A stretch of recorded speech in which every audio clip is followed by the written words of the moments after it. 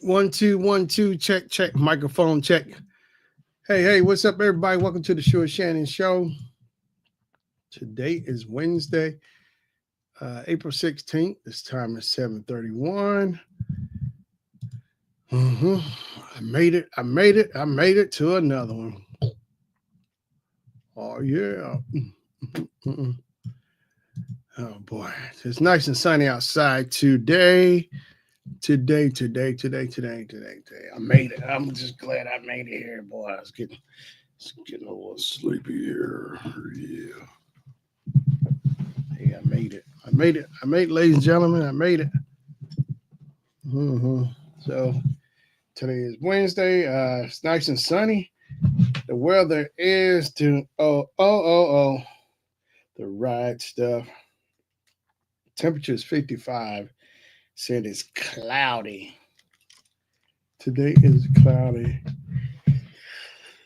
Today is cloudy, but it's actually sunny outside. Say cloudy, but I don't know what the weather. Sometimes is right, sometimes it's wrong. Sometimes I'm right, sometimes I'm wrong.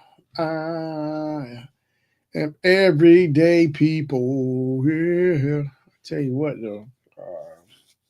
So it's yesterday was a crazy day. Trying to get my printer straightened out. I got that straightened out. Uh, with my ink and stuff. And I tell you what, electronics is something else. One day they fine, next thing they go crazy. Electronics got a mind of their own. Oh yeah. Electronics got a mind of their own. Sometimes they cool, sometimes they not. Sometimes they're right, but sometimes they're wrong. They're everyday electronics. So electronics got feelings too. Electrical technology has a mind of its own. Yep.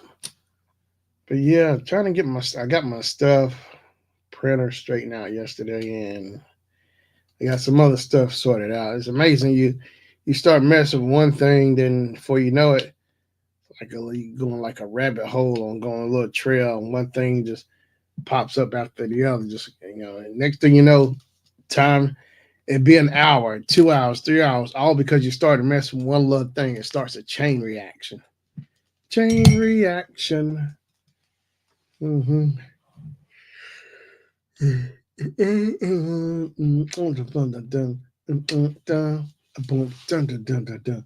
Boom, boom. I was still thinking about the other day. Um, I saw it was on Instagram about Tito Jackson. It's been months since he passed away, but I heard a song. Somebody did a highlight. It was on the Instagram page, and there was a song on there. I didn't realize it was Tito's on the Victory album. It's called "We Can Change the World." I never could figure out on that Jackson's album. That was like the last album they did together before 2300 Jackson. Well, all of them were together, all six of them on one album. They did 2300 Jackson Street like back in '88, but all of them were on the album. All of them were there. Most of them were there. Well, everybody came together for 2300 Jackson Street except for Latoya. She wasn't there. I think Latoya, I know that back in the late 80s, 88, 89, 90, like she was doing a lot of crazy stuff in the family. I remember it was real crazy in that time. But the Jacksons, but yeah, Tito did a song called "We Can Change the World." And I was like, I know I really liked that was one of the songs I know I liked on the album. I just didn't know. I never looked up the credits, but it was Tito. He wrote the song and sung, and Tito sung the lead. And like his brothers come in, you hear Marlon, Jackie, and Randy, they come in, but Tito killed it. He sure did. Tito tore that song up. "We Can Change the World." It's got a nice beat to it.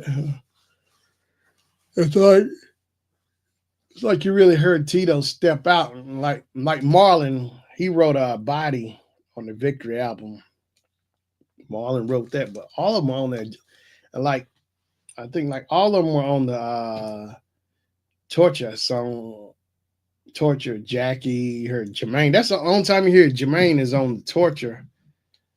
And Michael's on there. He's on this song Torture, State of Shock, him and Mick Jagger. And the other one is another song Mike was on there, but they all officially all performed together. The last time they did was 2001. All six of them were together. Michael Jackson's like the 30th anniversary, and he had his brothers on there, so they kicked it off with "Can You Feel It?" Yeah, "Can You Feel It?" Everybody was there, from Jermaine to Randy, everybody. But that was a really good performance. Came out 2001. I know my grandma liked it. Um, Especially when they did they always close out with they start off with "Can You Feel It?" and they closed out with "Shake Your Body Down to the Ground." That's always been their song they close out with "Shake Your Body Down to the Ground." And I know grandma, how she loved how Marlon was dancing, how he dropped down on his knees and get back up. And so she said her VCR to record it, well, make it dub over where they dancing on that song, they "Shake Your Body Down to the Ground," because she had it. I know she had an audio cassette recorder. That's one of her favorite songs, "Shake Your Body Down to the Ground." I know my mama like it too. I like it too. But it was on "Shake Your Body Down to the Ground" was on it was on the Destiny album by the Jacksons. Because they moved to CBS and his Epic Records was on there, like I guess like a subdivision or whatever. Because the Jacksons left Motown. They did their last album in '75. It was Joyful Jukebox. And Jermaine, their last album with Jermaine, because Jermaine stayed back with Motown, so they moved on to CBS Records. And so their first album was the Jacksons, self-titled, like "Enjoy Yourself," "Good Times" on that first album. Then the second album was "Going Places." It had some good songs on there, but when they got to the third album, "Destiny," that's when they had more creative control. Destiny, that's when they really broke out because they had control. So they wrote a lot of good songs. "Shake Your Body Down to the Ground," "Blame It on the Boogie," "That's What You Get for Being Polite," uh, "Things I Do for You." That was a bad album. And then after Destiny album came out in '78, so Triumph came out, I think, '81. That's what "Can You Feel It" was on it. Uh, "This Place Hotel," "Heartbreak Hotel," "This Place Hotel." What else? There was a lot of good songs on there. But yeah, the Jacksons always had some good music. It's like my top group of all time, number one. Because that was the first show I ever saw. So Jackson's show always be number one. The Jacksons. Mm-hmm. But I like the Silvers too. The Silvers were really talented too. I don't think they get enough credit as well. The Silvers. There's like 9, 10 of them. Let's see, it was Olympia. It was Olympia, Leon. Leon Silver's the second, the third. Leon Silvers. Then Sister Charmaine. Charmaine and James. Then after James, it was Edmund. After Edmund, it was Ricky. After Ricky, it was Angie. After Angie, it was Patsy. Then Foster, and then somebody else. Yeah, it was a lot of them. But the Silver was really talented too. They did Boogie Fever. They did put a song on the soundtrack for The Fish That Saved Pittsburgh, a song called "Mighty Pisces." Debbie Allen's in that movie as well. She's in The Fish That Saved Pittsburgh. Dr. J's in it. It's a basketball movie. A lot of NBA players in it. Stockett Channing is in it. I got the movie on DVD. Paul Mooney's sons is on there. The Mooney twins is in that movie. Daryl and Dwayne. Paul Mooney's twin sons. Who else? I said Dr. J's in there. Julius, Show Enough from Last Dragon's in there. But yeah, it's a really good movie.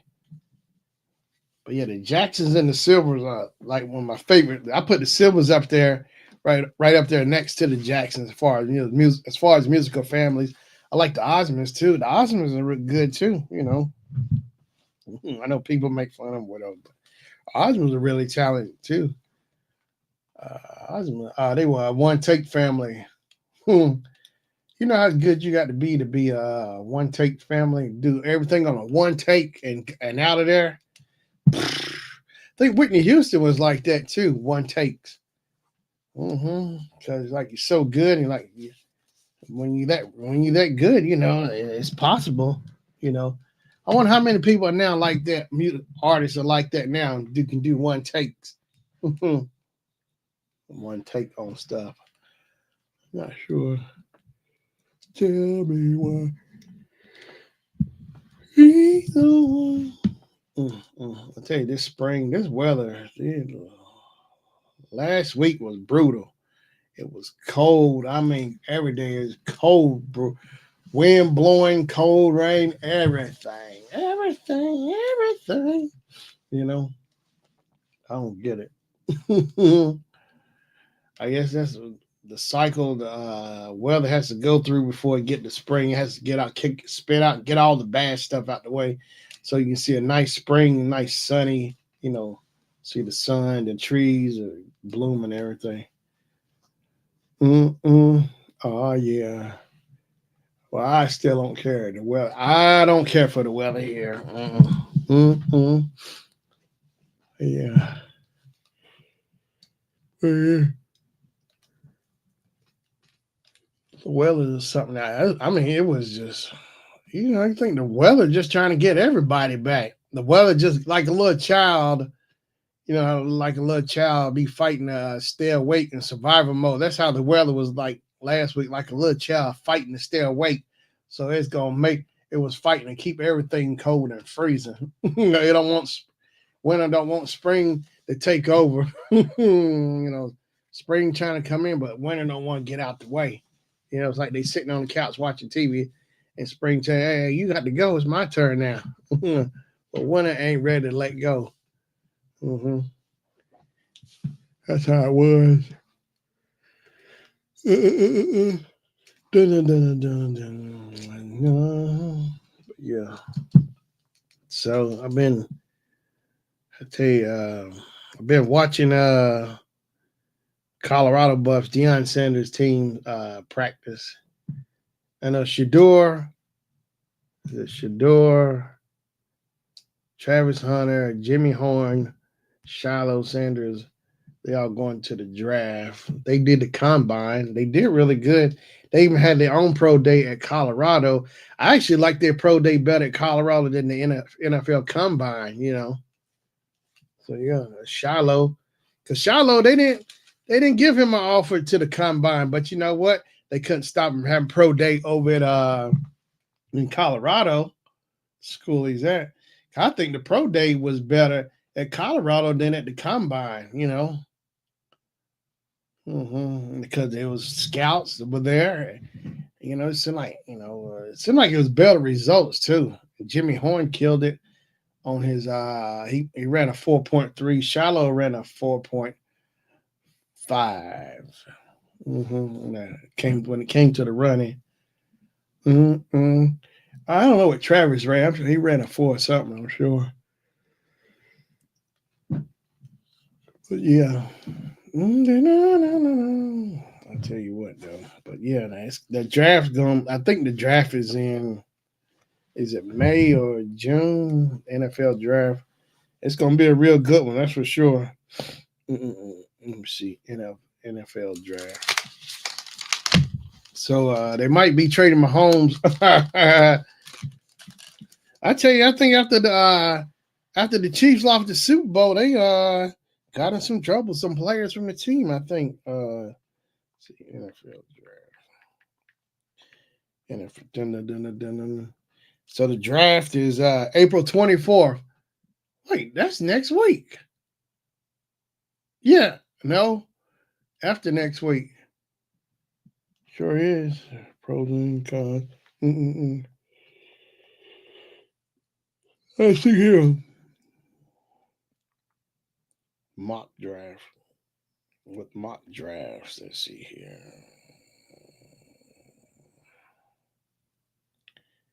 So I think Shador might be the number one pick, the first pick wherever you get your podcast, Apple Podcasts. I think Shador might be the first pick in the draft. No, Cam Ward. I don't know. Sing, yeah, yeah, yeah, yeah. Mm.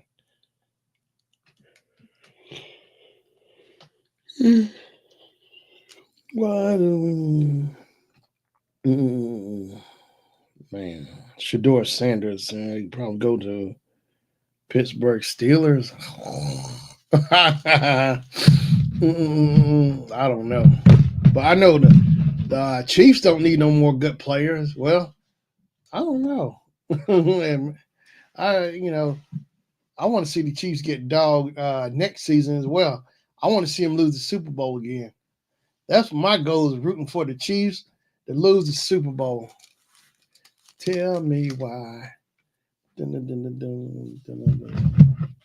Let me see a hit came up. Yeah, yeah, Jordan. Oh.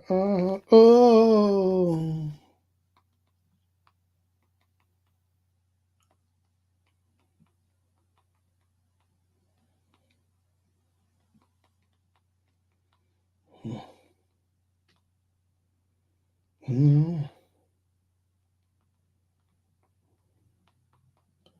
Oh. Mm. Well, the night lit by the moon. Dun, dun, dun, dun, dun. I gotta come. I might. I gotta come up with a game or something. Do some not Wheel of Fortune, but some Family Feud or Jeopardy on here. I got some stuff I gotta play around and experiment with, and do some tests with it, and see how it work out. I think it'd be fun. Start doing it game night on Wednesdays. Get back to picking up on that like I used to do. I used to do what do you call it?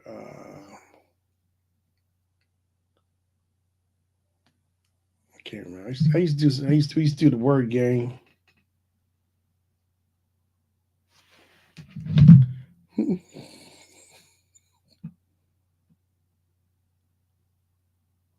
Oh yeah. Mm-hmm. Mm-hmm. Yeah, yeah. So I think they're gonna trade Patrick Mahomes because he's a big crybaby. So they might send him to Seattle Seahawks. He was out with his lip poking out. Singy, yeah, yeah. Yeah.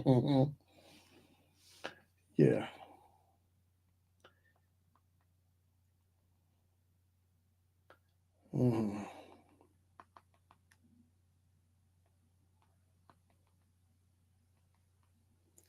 Yeah, so Kim ever get around here, I'm dogging Mahomes. I'm sure she gonna do the playback. So I'm dogging Mahomes now.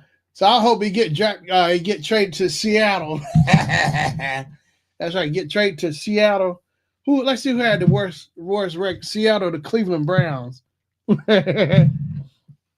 The night and the moon. Oh, yeah, the moon and the night lit by the moon.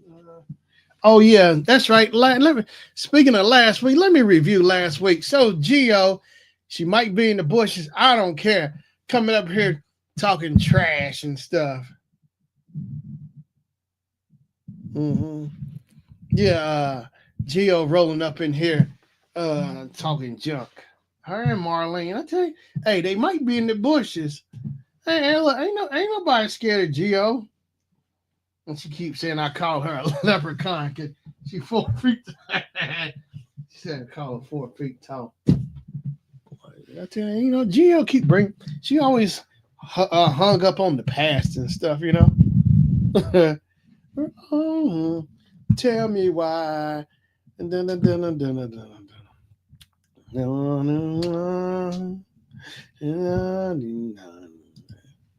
yeah, but yeah, last week was fun, y'all. Too, it sure was. Yeah, I appreciate Marlene coming in here. Hey, don't let them fool you. They big trash talkers too. Mm-hmm.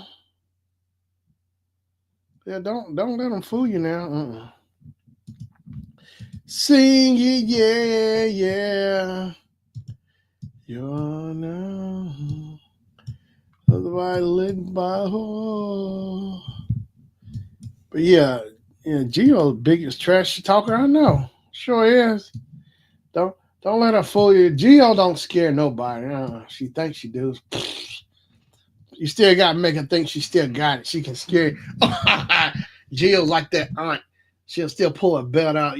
Now you all grown up. She'll get that belt. And that's where she come off. She'll get that belt. you know, she claims she be hanging out in the bushes. She gonna mess around. Get sticker brides gonna get her hanging in the bushes. Sing it, yeah, yeah, yeah. I know. The moon and the light and the light and the moon. Oh.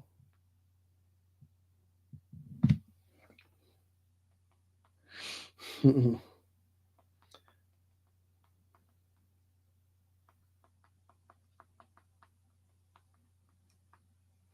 You sing it, yeah.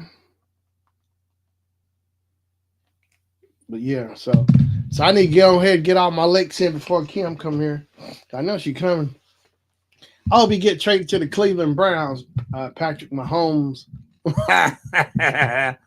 or go to the Cleveland Browns, or who else? Tennessee Titans. Sing it, yeah, yeah, yeah. God made this world. Mm-mm.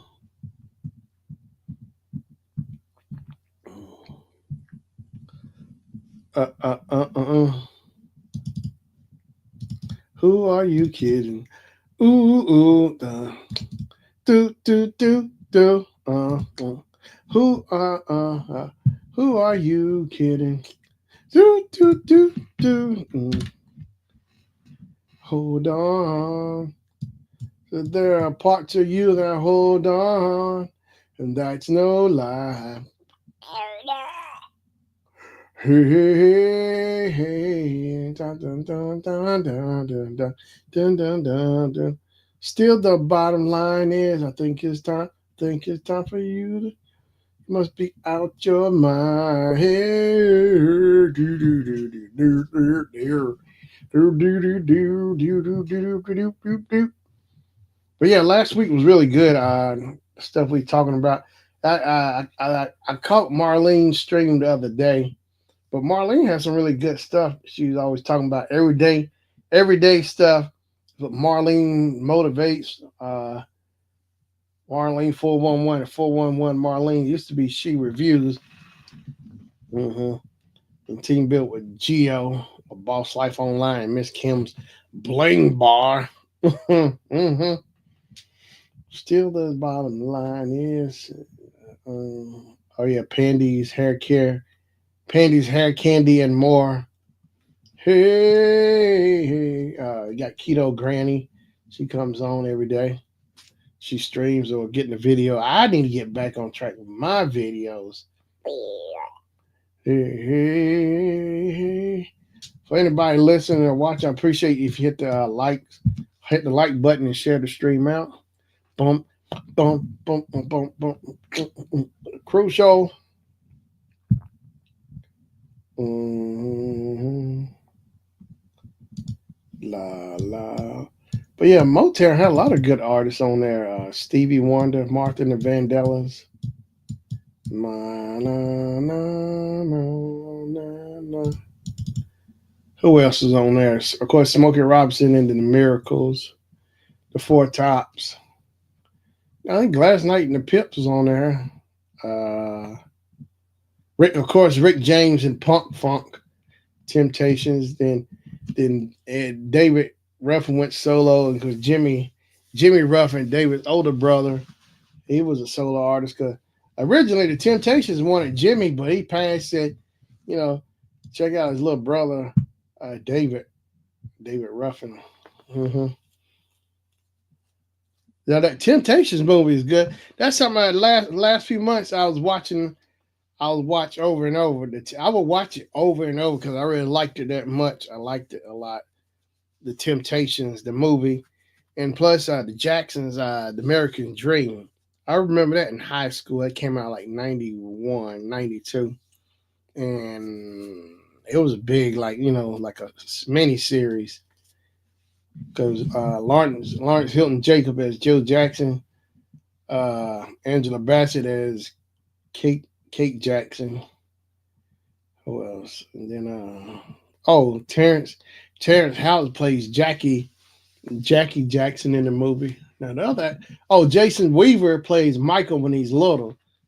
Jason Weaver, he ended up he was Simba, the singing, Simba in Lion King, and he was in the movie Atlanta with Nick Cannon. He was one of the drummers in the band A&T, whatever it was in Atlanta.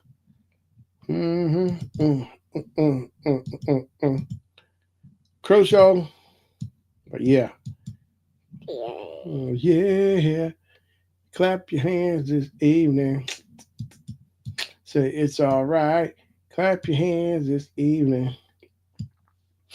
Clap your hands. Yeah, yeah, yeah, yeah. Mm-mm. But yeah, I think. Oh, I've been really hooked on Napoleon Dynamite too. Going back looking at it, it came out in 2004. But if you look at the movie, you think the movie's like in the 80s because they live out in the suburbs, out in the country, somewhere out in Idaho, and it looks like they left back in the 80s, which I'm really cool with. I'm cool with back in the 80s. They still had the telephone, landline. Back in '04, people still using landlines. I think telephone companies, Verizon, they still offer landlines, but everybody got the cell phone, no home phones. I miss having a home phone. I actually do miss having a home phone, but I'm sure you can still get it. Landline. But everybody just got their phones, home cell phones and stuff. Mm-hmm.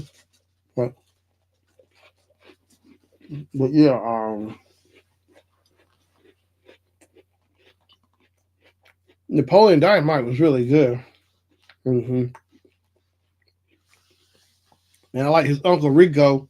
He has that Dodge van. So basically, he was living in his van. Uncle Rico, he used to be a former quarterback football star in high school, but yes, he didn't make it. He was saying he of course he brings up. He said if the coach would have put him in, he would have they would have won the championship and everything. Oh, hey, what's up, Gravy? I like Gravy. Yeah, I like. Hey, when Uncle Rico throw that steak, that's him really throwing that steak, and it slaps Napoleon in the face. That sound, that's the real sound. Bam, just bam. Mm-hmm. Mm-hmm. What's up, man? Gravy's in the building. Mm-hmm. Hey, I'm working on my Adventureful Girl Scout cookies. Look, I ain't buying. I said I wasn't gonna buy no more Girl Scout cookies, and somehow I got sucked into buying some more cookies.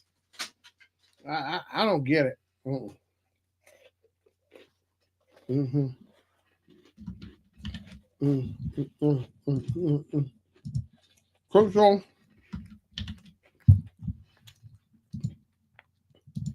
I said I won't buy no more cookies. I end up buying more cookies. I can't figure it out. And on top of that, the selling point was they had more. We still got more venturefuls. I told him I wasn't buying no more cookies from him. I messed around and bought 3 more boxes. Ugh.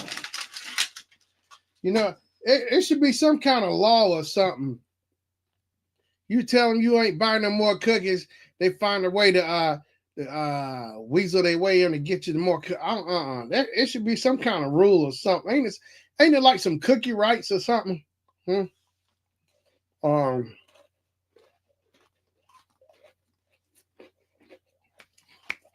some kind of law, ain't it? For people tricking you, like trying to sell you stuff that you don't really need. Mm-hmm. They forcing it on you. No, I wasn't bamboozled. I was tricked.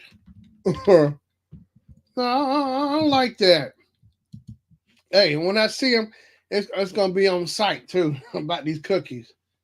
I ain't buying. Look, I'm not buying no more Girl Scout cookies. I told them I'm not buying no more this year, and I bought some more. I ain't. I hear one word about Girl Scout cookies. We going straight to HR. Mm-mm. There's got to be something for that kind of practice. Um, Enticing and tricking people to buy more cookies with it against their will. Ain't it some kind of law or something? All right, I just that's my one box. Look, I ain't eating no more no Girl Scout. Well, I ain't eating no more Girl Scout cookies. All right, but yeah, uh, got little kids buying more cookies and stuff, forcing cookies on people to buy. You may have a few more. No, I'm not buying no more. Look. He ain't gonna. If he say anything about more Girl Scout cookies, I'm just run off. I'm gonna run as fast as I can away from him. About some Girl Scout cookies. I got more Girl Scout cookies. I got more Girl Scout cookies. Okay. Yeah. Clap your hands this evening. Say it's all right. It's all right. Yeah, I bet y'all won't buy no more cookies. I promise you that. Okay. Promise. That's right. I promise. I ain't man. I look. No, I'm not buying it because look, when people say no and see they like to tempt you, I bet I can get them. It's like it's a game. It's like a bait and switch. Kinda, I guess. Like Best Buy and Black Friday, we got this Blu-ray player like back in 2009. We got this fancy Blu-ray player included with Watchmen movie or whatever. So you go down there, you try to get the exact player that they have on sale for Black Friday. Then they switch it on. Oh, we out of this one, but we got this one instead of this one. They bait you with the one that you wanted, and then you get there, they don't have it. Then you switch the bait and switch. I don't appreciate that bait and switch. It's a tactic, marketing tactic. If he had lemon ups, I would the next day say he did not have them. Mm-hmm. The bait and switch. Yeah, good old bait and switch. Well, he didn't pull no bait and switch. It was just bait. He just baited. He bait you with. I got a few more left. Come on now, you got to get these cookies. Come on. Yeah, I'm serious. Ain't that like harassment? Trying to run your customers down, make them buy more cookies against their will. When they done bought, some of them bought $72 worth of cookies, and people done met their goals. It's like basically the stuff, because they bought so many in stock, the stuff that's left over after they done made their sales. So they're trying to get those sold off and get that money back. Mm-hmm. Crucial. Yeah, man. Hey, man. I don't think I've had them lemon ups. Lemon up. 7 up. 7 up. It's the. Seven up.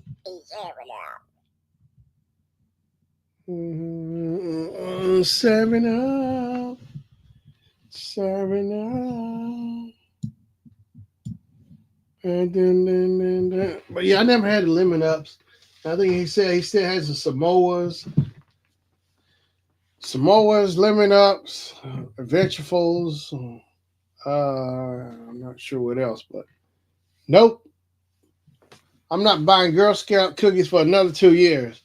So this is 25, 27. I'm banning. I won't. I'm not eating no more Girl Scout cookies. After this batch is done, no more to 2 more years. I guarantee it. No more cookies. Girl Scout cookies. Yeah, I don't want no more. Yeah, I don't want no more. That's for sure. Yeah. 7 up. Yeah, I can't. Hey, that's right. Yeah, I said it in 2 years. So this is the last batch of cookies right here for me. Last time you ever see me eat some more Girl Scout because I done bought 10 lifetime worth of cookies.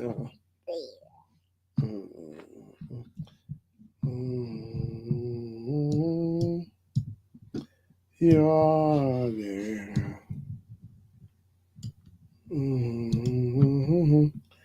You are there. Like a child. Yeah, watch, Gravy. Hey, watch.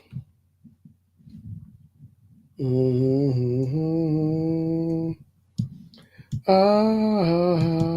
you are there.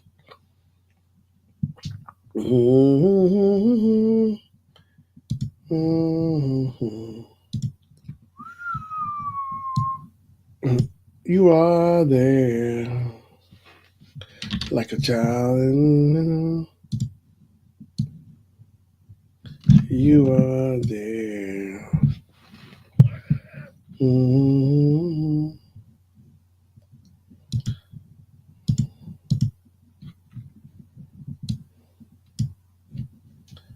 Oh, no, no.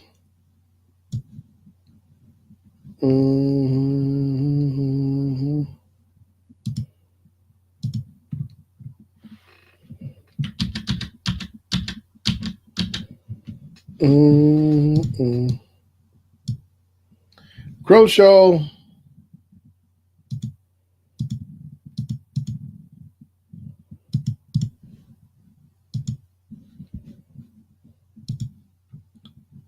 Previously.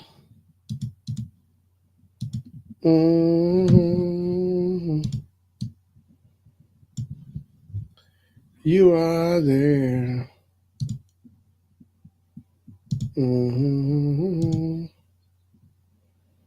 Man, oh man. My, oh my, what a wonderful day. Zippity doo dah, zippity a. Wonderful feeling. Wonderful day. Yes, yes, yes. Hey. So the world was a mess. Untrainable. Untrainable.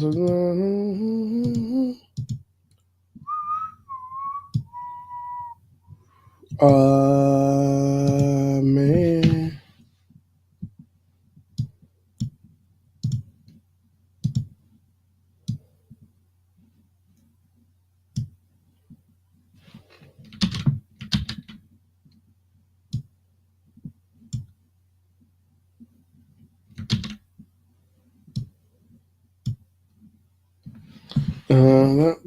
But yeah, no more Girl Scout cookies for me because it's too much. Okay. You're all that matters.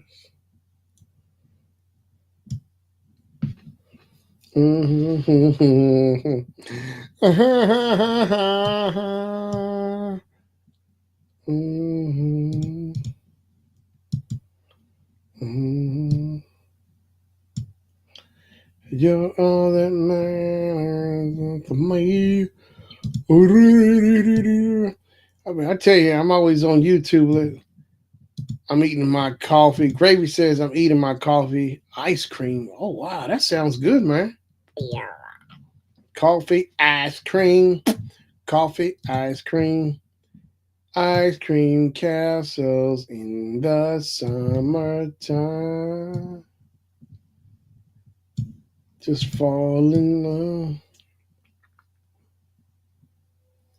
Ice cream castles in the summertime.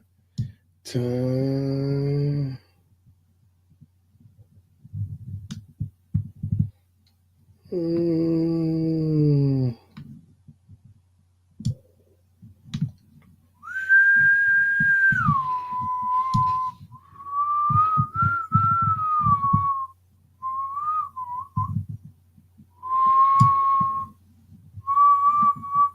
Mhm. Ice cream castles in the summertime. Just fall in love.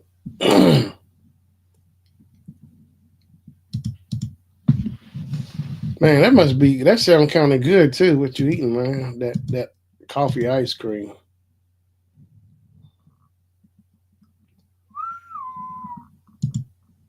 Ice cream castles in the summertime. Ice cream castle. Just fall in love.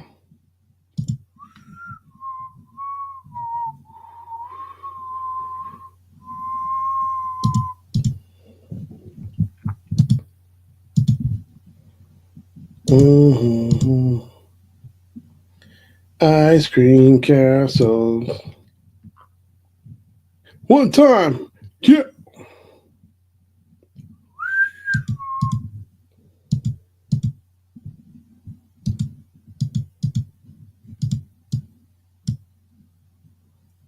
Together, together. But yeah. Oh, I was sitting here earlier. I don't know if anybody knows it or not, but I was sitting here looking at trailers for Graffiti Bridge with Prince, Morris Day in Time. Of course, you got Jimmy Jam, Terry Lewis. They actually in the movie. Tevin Campbell, Mavis Staples is Graffiti Bridge is basically Purple Rain Part Two, the sequel to Purple Rain, but it didn't do as good because look how long they did it. They did it like in the late 80s, early 90s. It wasn't like immediately like back to back Purple Rain, then Graffiti Bridge. They waited years down the road, like late 80s, early 90s to do it. So a lot of times movies like that, to keep the momentum going, they do it and give it a year or so, whatever, and then they come back with the next move, part two, whatever. I think if they kept the steam rolling, while it was still hot from Purple Rain, I think Graffiti Bridge would have did good. Part two, it would have did good, but I think they waited too long to do part two. And see by then, the '90s and late '80s, early '90s was changing and stuff. Things just everything was just different. And at that time, it wouldn't have been the revolution. It was Prince and the Power Generation. We are the Power Generation. Prince and the Power Generation. I enjoyed it because they came after the revolution. So every time he had a new band, he changes the name. So it wasn't none of the original members from Revolution. I think they all moved on. So Revolution. Because before, the Revolution was like technically there, even like late '78 and '79, like when Prince was on Bandstand. Everybody pretty much was there. Well, Andre Simone, but he left. But Lisa, I think Wendy, Lisa, and Matt Fink, who's the doctor, Bobby, Bobby Z, the drummer for Prince. They all were there, but he just didn't give them a name.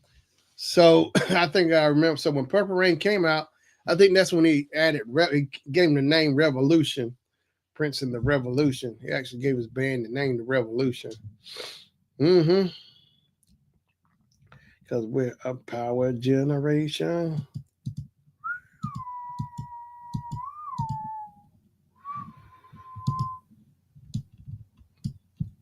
Mm-mm.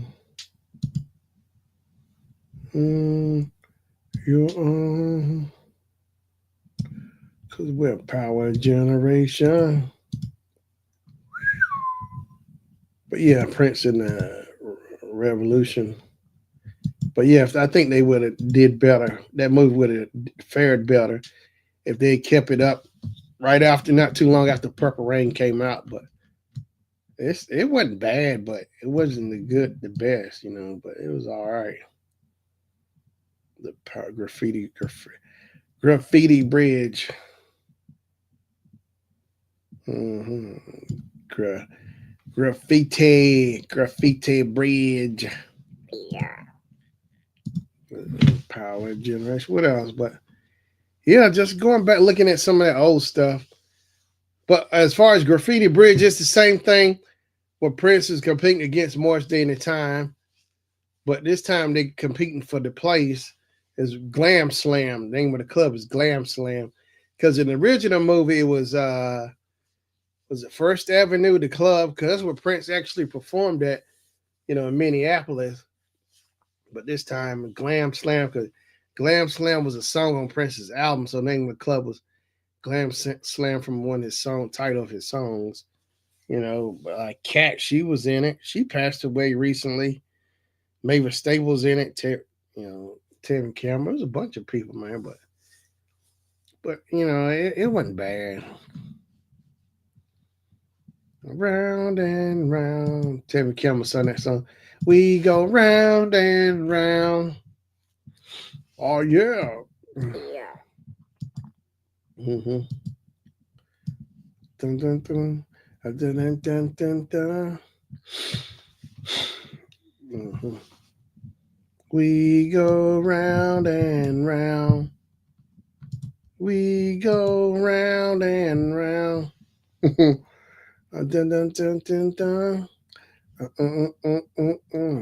That song was actually kind of catchy, "Round and Round" by Tevin Campbell. hmm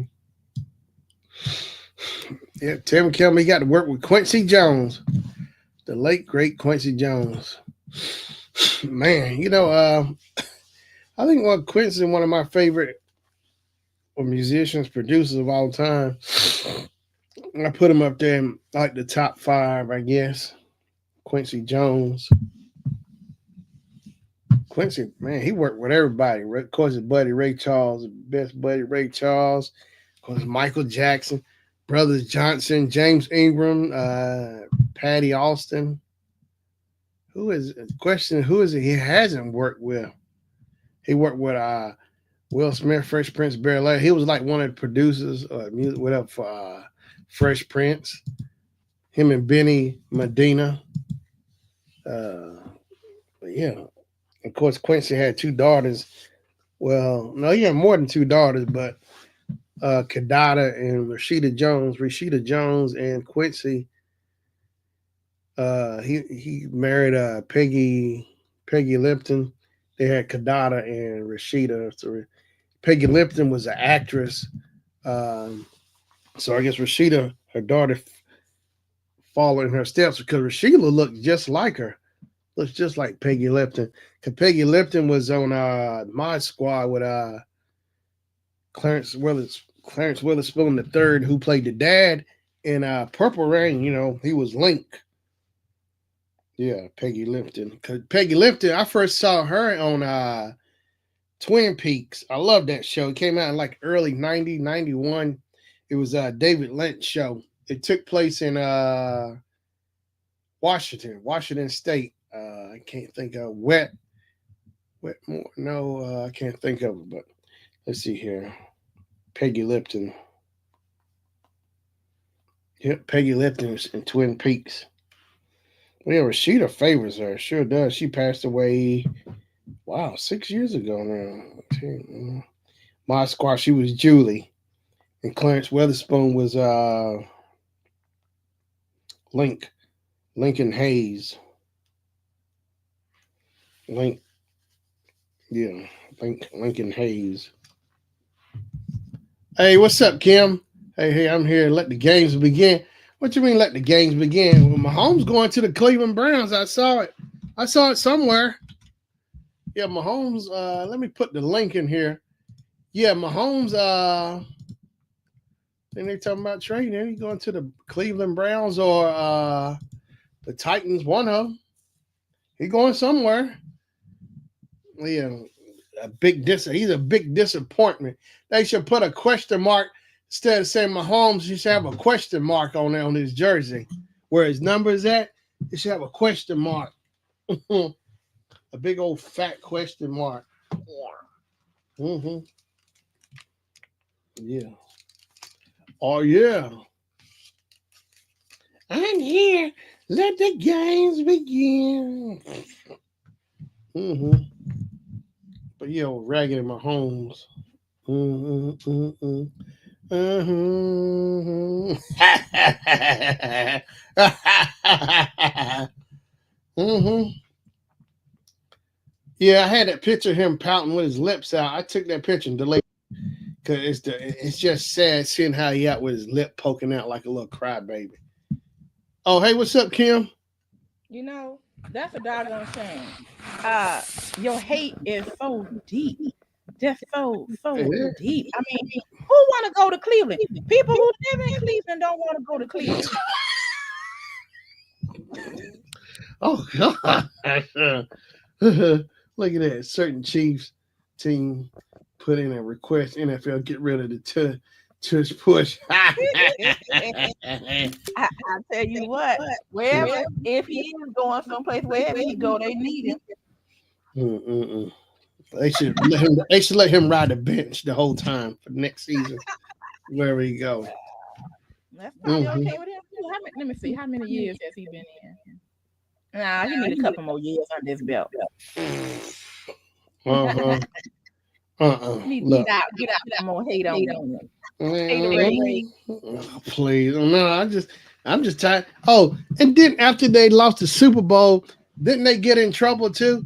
Once some of the players got in trouble, or arrested or something. Mm-hmm. Boy, I don't know. After the Super Bowl was over, I was doing my own thing again. I was done. Mm-hmm. Yeah, they lost so bad they had to go get in trouble in the law.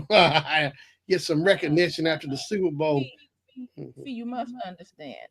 You must understand. I have a life. I don't just watch football, the NFL, the whole time. And when it's over, I don't care about the people's lives at all. Hey, now hold Nah, up, nah, nah, Maya. nah, nah. If they go, if Patrick or any one of them gonna pay one of my bills, we The timeout sound like Maya Angelou. I'm Maya Angelou. You go with Maya Angelou. You hear that, Patrick? She sound like Maya Angelou. She's trying to read some poetry over there about the Chiefs. You know what? I'm gonna write some poetry about the Chiefs and put you in it. You know what? It's know game what? on. You go right on ahead, Yeah, and I I will. hope you make some money. Okay, you know what? I'm gonna make a note right here. Make a Chiefs some poetry and put Kim in there and just dog her. Okay. Again, you be doing it for yourself because it doesn't bother me. Oh, make a Chiefs poetry. You have people where that kind of thing really bothers. Like I remember when the Chargers was still in San Diego, and when they were getting ready to leave, people were so upset. And when they finally left, people was out there burning their jerseys. I'm like, y'all got to be serious. Yeah, that's too far. I like competition, but like with LeBron and all that, like, and the little kids out there crying because he left and they burning it, and the parents right there with the little kids burning their jerseys. Now, what kind of mess is that? I know it's a game and stuff, but what they teaching the little kids is okay to, tell them it's okay to do that. They sending the wrong message. I make some money off those jerseys because now they're vintage. Yeah. I'm like, I'm not gonna burn it. I mean, what do they think that's doing to the team that's leaving? I'm like, they don't care. Yeah, they already got their money. Yeah, they didn't got theirs. So I like the videos where they're punching and breaking their TV. Oh yeah, Oh when they're my. watching the game, I've seen that. Yeah, Mm. it ain't. It's never that deep with me. I trash talking stuff, but I ain't breaking nothing for nobody. I told you what I tell my husband when we look at some of the games and say it's a really devastating loss, and then you see some of the team members crying, and I'm like, I want to go out there and slap them. Did you cry when your baby was born? You better wipe that off your face. Sitting up there crying, grown Mhm. up and crying because you lost the game. Oh yeah, they be in their feelings because they done worked so hard and see they just. I seen Larry Bird cry on court. I seen he had the towel over his head. No, it was for Indiana State versus the Michigan Magic Johnson. And they all balled out and played really good. I can see Bird, he was really hurting because he gave it everything he got and he still lost, but he had the towel over his head. Yeah. Larry was hurt over that one. Yeah, which he should be. If he went home happy and smiling, there's something wrong. Kim has an Mm, echo in her sound. Hmm. Yeah, I do. I hear it. Hmm. You never know what's gonna happen. You get on Shannon's show. Well, got a Chiefs fan over here, so that's why that is. Mhm. Chiefs fan. Yeah, I gotta. I can probably stay until about Mhm. 8:50 because that's right. Yeah, you guys can stay. I got a meeting at 10. I have to do this training. Uh-huh. And Okay. guess what's happening? What's going on?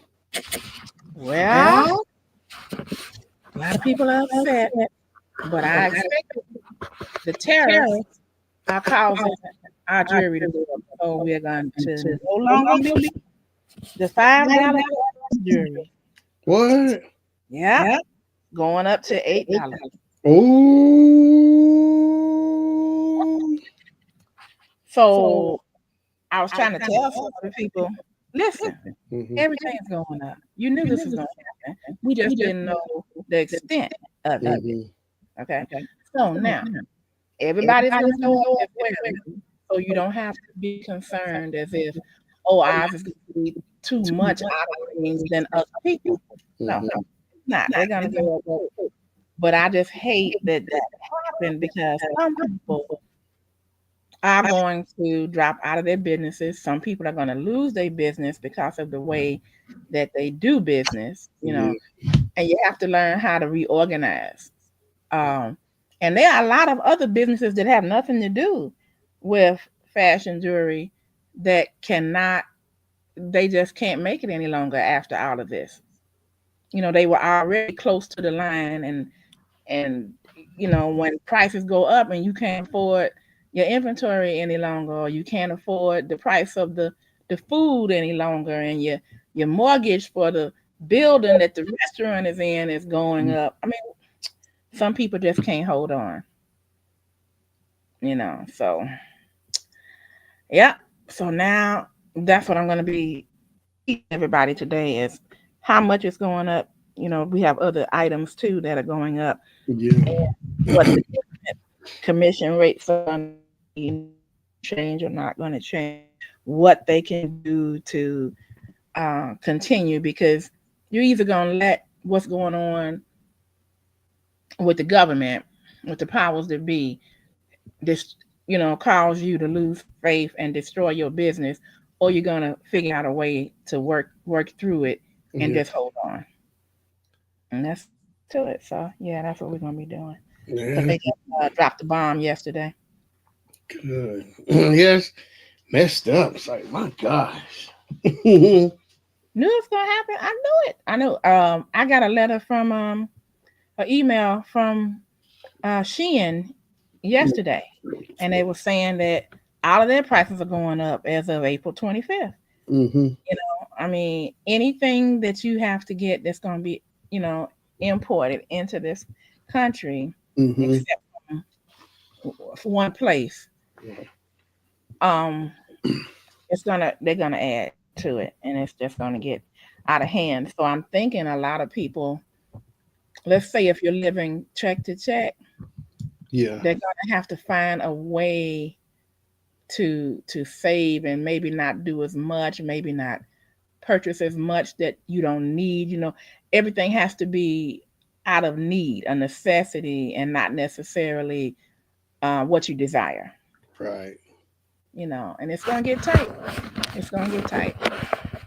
This Yeah. is much for everybody. It's crazy. So, Yeah, I know, because that's going to reduce my business. It's going to reduce my business. I'm hoping that I can, I got a couple of plans, in mind to yeah. keep it boosted, but it's not gonna be able to operate in the way that I'm used to operating it and still make the money. It's Right. just impossible.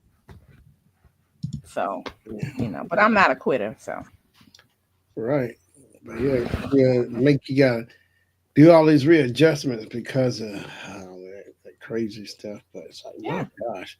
And So, you know what? They started off in 2011 with $5, so it's been 14 years that okay. they haven't increased their price. So Hmm. and the quality is still good, still excellent. Right. Like sometimes I'll talk to people who will purchase things, let's say like from the dollar store or from you know Timu or whatever, and then Yeah. they get it and then it falls apart, or they get it and it drops off, or it breaks them out or something like that. And I'm like, well, you know, but you can't tell people anything. You have to let them try something, and then Right. once they try it, and then they see what they get. Then you can talk to them. Hmm. You was right about something. Yeah, but that's okay. You had to try it. You have to know for yourself. What's the word? Is it not cosign? What is it? Not cosign. Uh, What confirm? What no, not confirmed. Like you go in the store, the customer tries it. What's it start with a C code? consignment? Yeah, consignment. Yeah. yeah. Um, Yeah. well, consignment is different. A consignment is like you can have somebody with a consignment store and people bring in things that they don't have time for or know how to sell. And if it sells, the consignment store takes a percentage of it and you Mhm. get the rest. Okay. That's how that works. Okay. So a lot of times that's for people who just don't have the time, don't feel like it, and they don't want to do the advertisement and all of that. This was like when I sold a 93 Honda Accord, and it was the EX model. And the my son had let the engine throw a ride, and it was old. It was about at the time. I want to say it was about 20 years old, Yeah. but it was a good car. And what happened is I think that the people that he went and got the oil change with, I think they did something wrong. But anyway, um, I put it up for sale, and people were writing me talking about, "We'll take it off your hands for free. We'll give you $100." I'm like, "No, you're not." Um, I just waited and waited, and I said, "I need a mechanic to see it because the mechanics used to beg me for that car when it Hmm. was in good condition." So I wanted $700 for it, Yeah.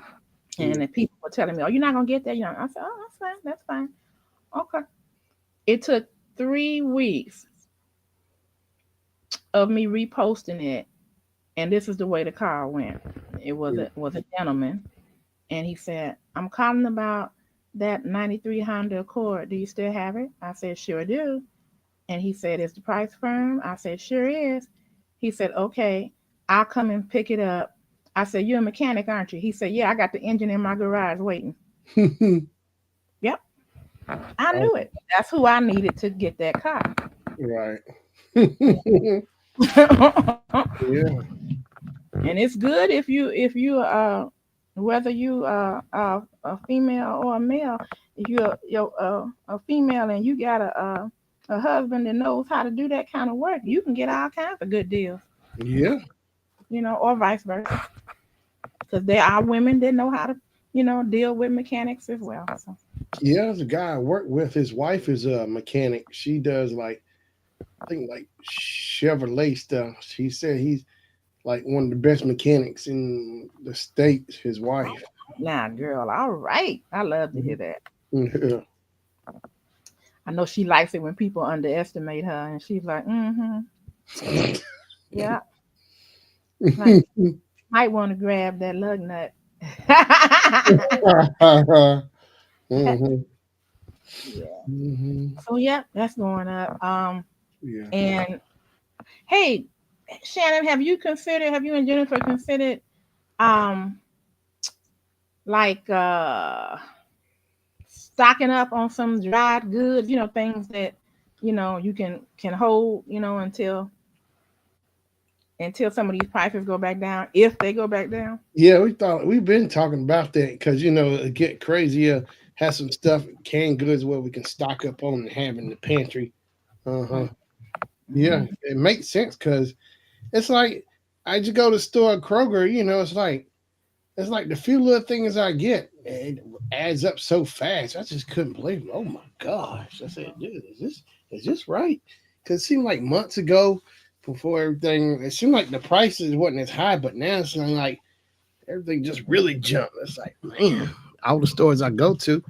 I asked some of the people at work had they been shopping at Aldi's. Man, I wonder if I should start going to Aldi's and getting. Oh, all these is the I ain't gonna say it on here. The BOMB. Yes, Mhm. yes. I was telling my husband we need to run by there and get what we can to like store things in jars. You know how they people take the mason jars Preserves, yeah, and all that kind of stuff. I wish I knew how to do that, but I don't. yeah. But things like the staples, like rice and beans, Hmm. stuff like that. Because I don't know. Let's say if things are resolved, I don't know if the prices are gonna really.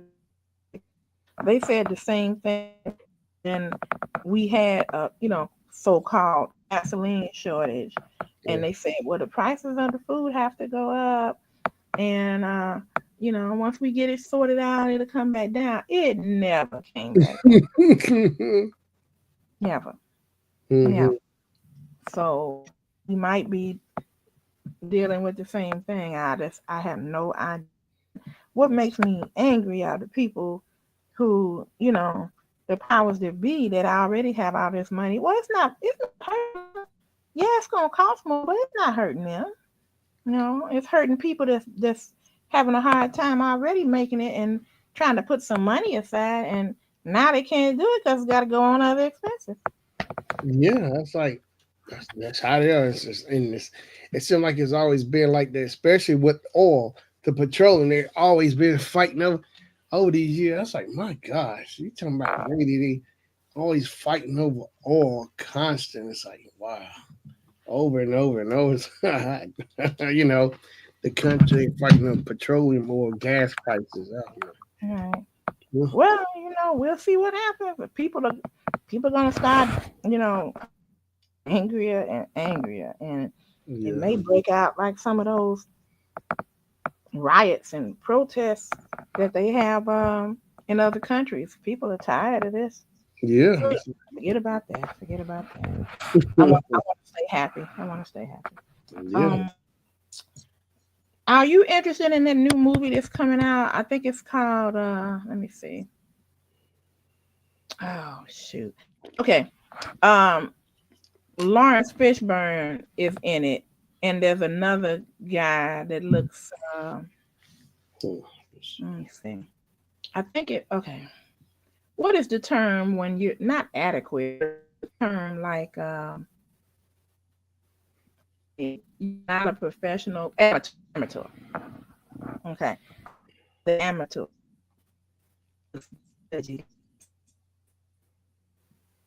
You cutting out. Okay. Oh, I said it's called the amateur, and it looks good. Okay. You said an amateur? Mm-hmm. Look it up. It looks good. It's out at the movies now. Lawrence Fishburne. Lawrence Fishburne. He used to be Larry. He went by Larry. He finally changed it back to Lawrence here. Larry Lawrence. The Like amateur. Leroy and Leroy. Yeah. Leroy. Yeah, same name. Yeah. Just how people pronounce it. Like, yeah, Leroy. But it really looks good. If somebody killed this man's wife, and I think he went to Lawrence Fishburne because he wanted to learn how to basically take them out. Mm-hmm. And he's something else. And Lawrence Fishburne was telling him, "You're not a killer. You'll never be what I am. I can't teach you to be what I am." And that Mm-hmm. guy was like, "Listen, I'm gonna get these. I'm going to get them." And Mm-hmm. it looks really good. Okay. Let me see the amateur official trailer star. Rami Malik and Lawrence Fishburne. Yeah, he been acting for the longest. I know he was in like episode of MASH. I know he was I saw him in Cornbread Early Me. I liked him in that movie. Oh yeah, yeah. hmm With I Jamal. cried on that. Oh yeah, that was a long time ago. Yeah, he was. Oh, he was in Apocalypse Now. He said he lied about that.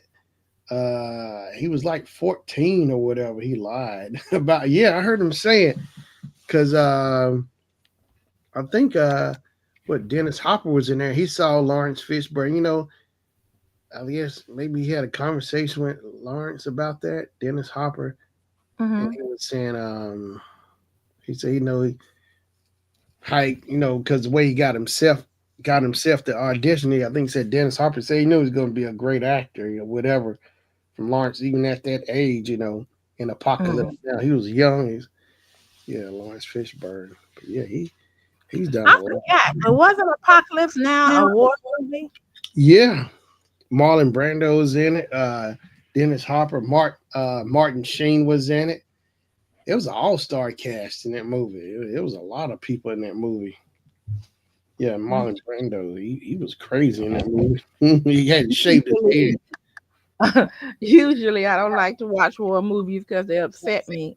Because hmm I remember I saw let me see, not Saving Pride, but Ryan. It was Platoon. what was one of the famous ones? I know there's Platoon. Yes, that was it.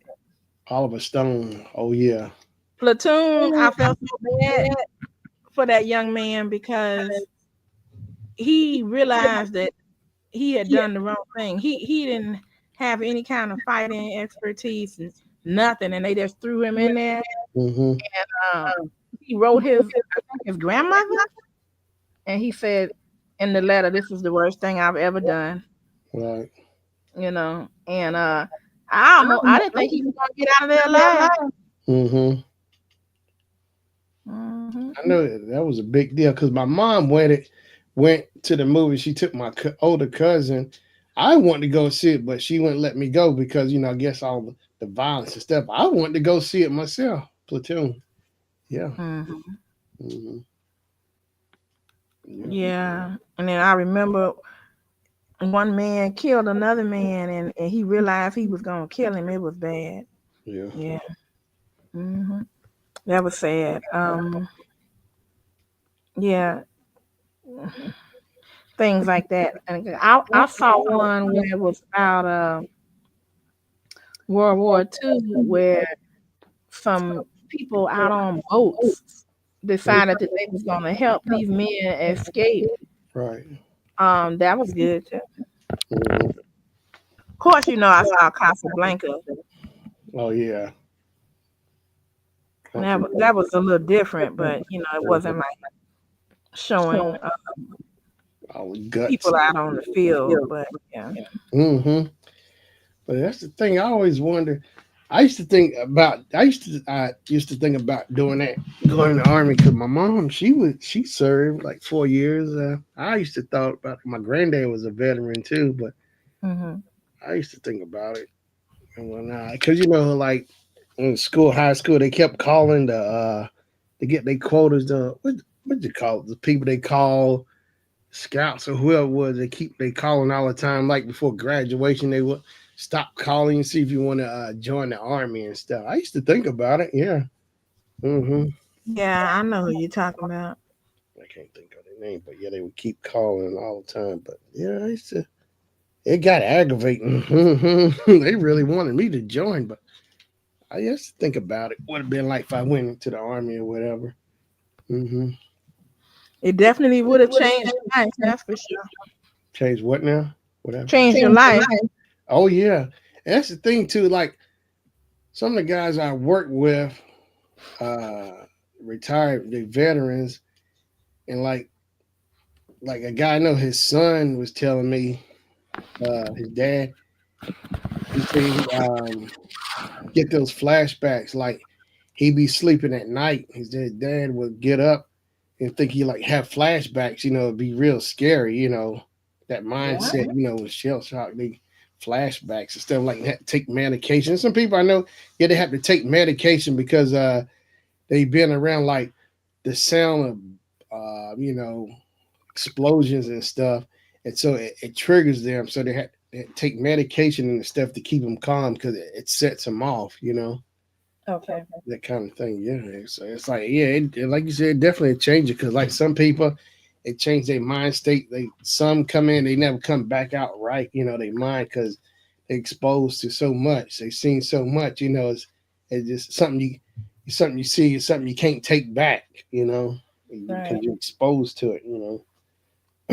Yeah. Yep. Boom, boom, boom, boom.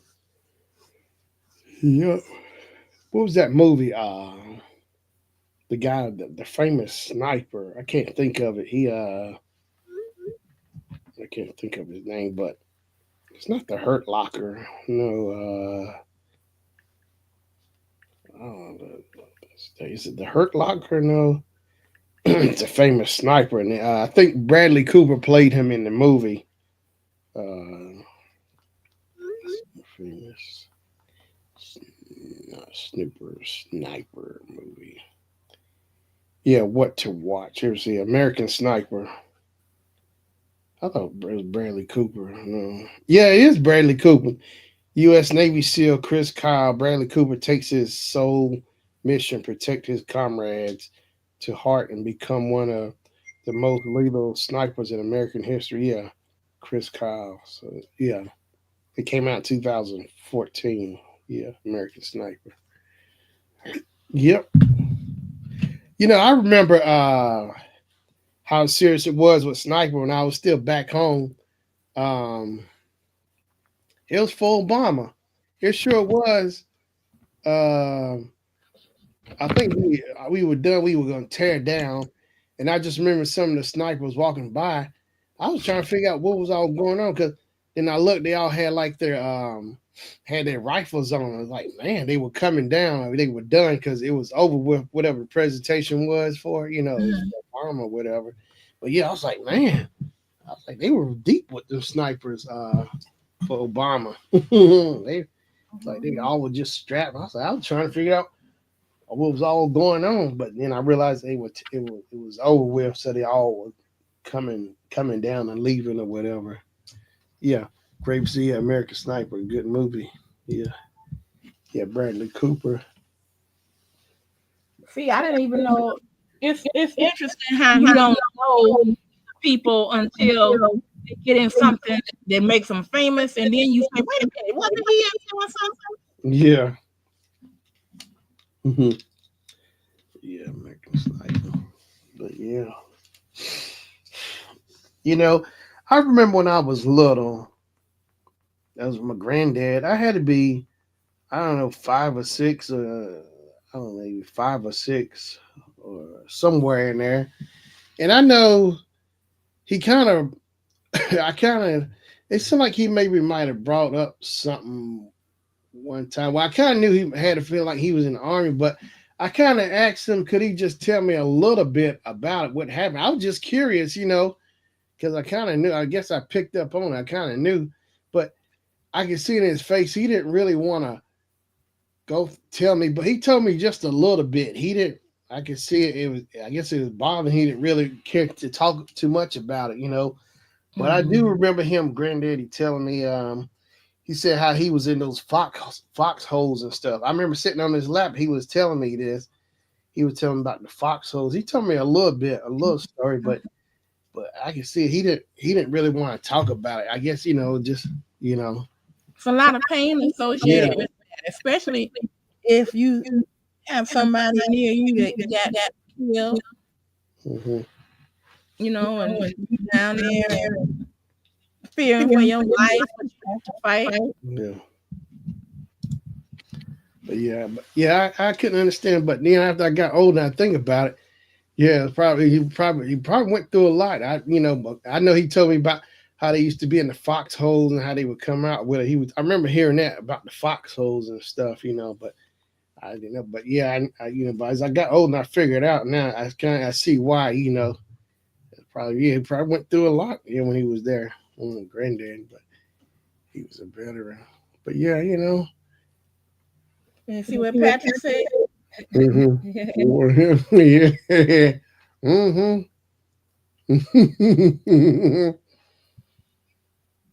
But yeah, and I know my granddad. He used to keep his he used to keep the shotgun by the door. Sure did. I knew I was little. I know, like in the living room, he kept it in the corner. I saw it, but he never told me to go near that. But I saw it. It's like I just knew a feeling not to go near there. I just had a feeling. Don't go nowhere near it. I did. I know I didn't like the feeling looking at it. Just knew somehow I knew to stay away from it. But yeah, sure did keep it right there by the door with granddad. Hmm. Yep, the soldier, the Navy. So there's the Army. Yeah, but A Soldier Story was a good movie. I like Saving Private Ryan, Platoon. What else? Full Metal Jacket. I got to see American Sniper. I like Saving Private. I got Saving Private Ryan, Doomsday Edition. But yeah, I think like in Platoon, you see like where the soldiers. I love the special effects. You see the people, insides. I mean, they had to do it right, because that's what really happened. You seeing people get split in half, the explosions, seeing like burning from the explosions, whatever on their skin, whatever. I mean, Oliver Stone. They did a good job with the special effects with the people. Hmm. And what's his name? Tom Berenger. I Oh, think I used to love him. he was in there. And what really stuck out, I couldn't figure out what was going on because like there's one scene, there's an explosion or whatever, it blowed, it must have hit a mine or something, I don't know, or and it got on the straps or whatever, got on, it was hot, Oh, it what burned. they call shrapnel or something. Hmm. Yeah, got him. It was real hot and burning. I remember he took his knife, he cut the backpack or something off of him, trying to get it off him with the soldier because it was burning him or something. He reacted quick. I was like, man, but yeah, who else was there? The guy who played the Green Goblin in the Spider-Man movie, he was in there. Oh yeah, he's a His good name actor. William, is it William Ball Ford? or something? Is it No, what's his William? name? Is it William Ford? Defoe. Yeah, William Defoe. Okay, yeah, he's in there too. I think Charlie Sheen was in there too. Charlie Sheen. Who else?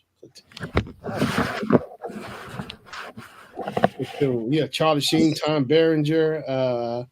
Yeah, William Defoe. Oh, Keith David, Forrest Whitaker. That's right. Kevin Dillon. Oh my gosh, everybody. In there.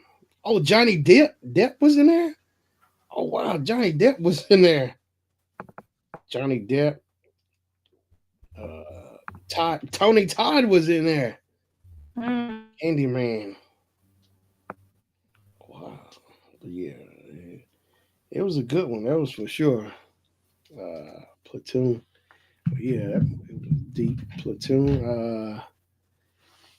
Yeah, those were good movies. But at that time, that was like one of the deepest movies. I remember like that was really big when Platoon came out with Oliver Stone's. Like it just made headlines everywhere. I think he won. I'm sure he won something for that because that movie, let's see what it. I'm sure he won some kind of awards. Oliver Stone, Mighty Mighty Pisces. Said the movie grossed. The budget was $6 million and opening weekend 241,000 December 21st, 86. So the movie grossed from the U.S. and Canada 138,530 uh 565. Wow, a lot of money. Oliver Stone. Yep. That's deep, you know. And I like how in Saving Private Ryan, I like how the movie starts off. You're trying to figure out who it is when you're looking at it, like how they kind of you see him at the grave, and then how they zoom in. Because then you figure out then it's you figure out it's him, Private Ryan, who grave. I think he was at Tom Hanks' grave in the old guy, at the beginning Hmm. is Private Ryan. I think he's at Tom Hanks' grave. If I'm not, he might be, but just showing the flashback. Because isn't there's a rule or something? If like the parents or mom only have one son, he can't be drafted or something in the war. I think Yeah, they was trying to get him out of there because they didn't want him to be get killed, and that's because all. his other You know. brothers were killed in his other brothers, so they were trying to they had to protect him and save him, protect him. Yeah, I was like, man, that's deep. Mm. Well, it's 8:58. I gotta go and start this meeting at 9, Shannon. All right, So I go. But if you're still on and I'm done, then I'll come back. all But if right. not, have a good evening. Okay. Yeah, all right. I appreciate it. Yeah, be safe. Mm. No problem. Okay. Oh yeah. Mm. Oh yeah. But yeah, Gravy, I'm telling you, man, that Saving Private Ryan was something else, man. The special effects, everything. Cause out the gate, when you see that boat get to the you see that boat land to the get to the shore, they go right at it. They running, them soldiers running, going right at it. So that rule was gone. I asked when I got say what? That rule was gone? Really? mm, mm, mm. Wow. Uh, uh, uh. Mighty, mighty Pisces. Oh no. Platoon. Oliver Stone's platoon.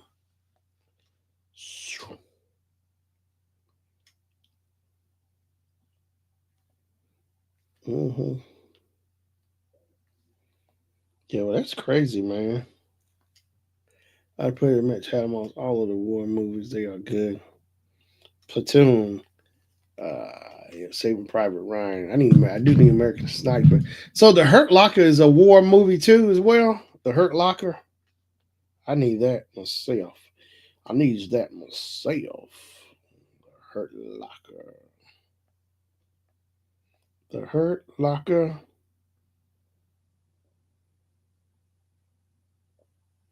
Yeah, I need to see the Hurt Locker.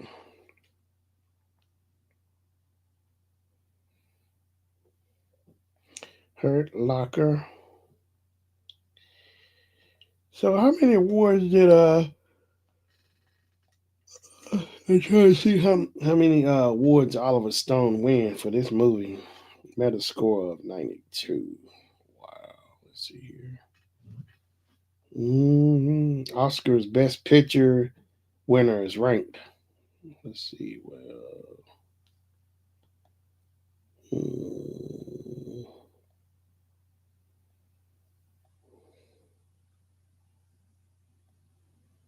mm, can't find it.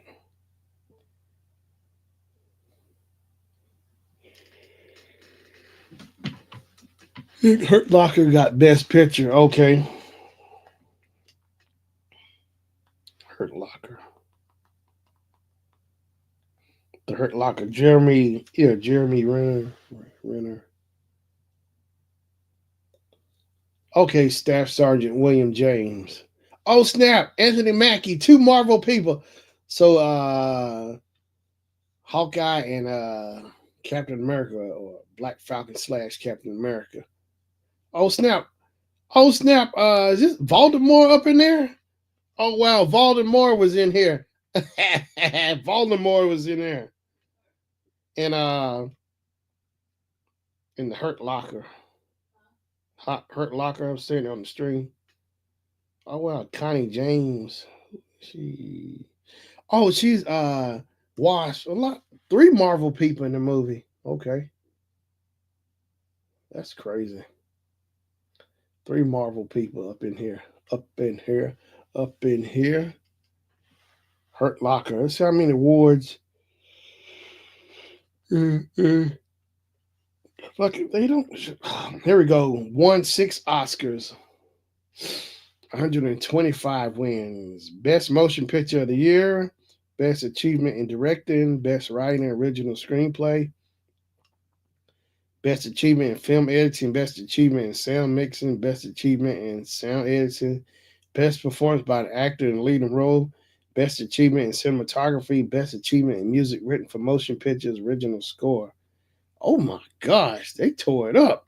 Hurt Locker. Got a meta score of 95. 95. The Hurt Locker. And that movie came out in. Hurt Locker came out in 2008.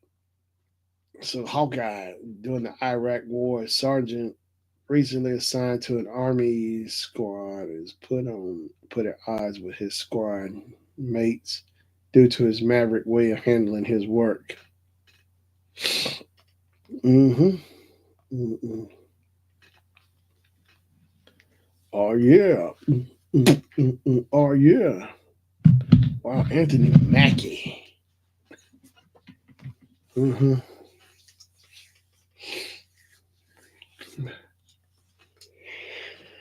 Oh yeah. Uh, oh yeah.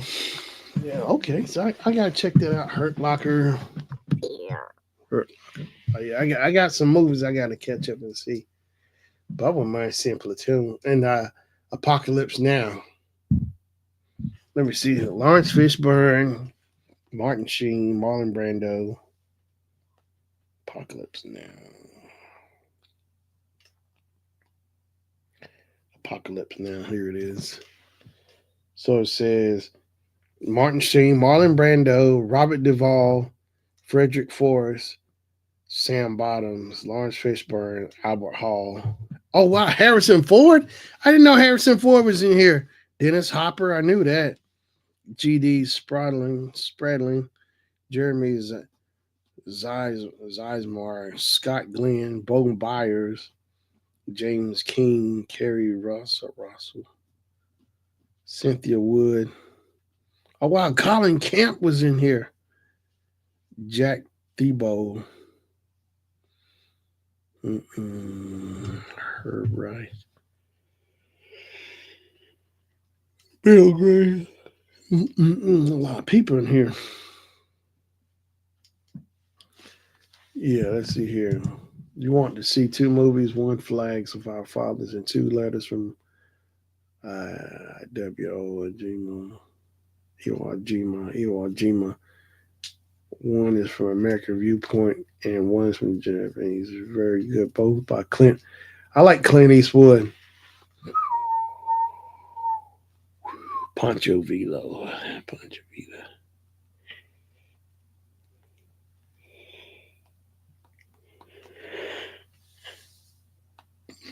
Pancho Villa. Mm-hmm. Mm-hmm. Let's see, Pancho Villa. Pancho Villa. 1972. Clint Eastwood also directed. Oh, he did. Oh, wow. He directed American Sniper. Okay. I like Clint Eastwood. He directed some other movies he directed. But yeah, he's been doing the directing thing for a long time. Clint Eastwood. Roll High.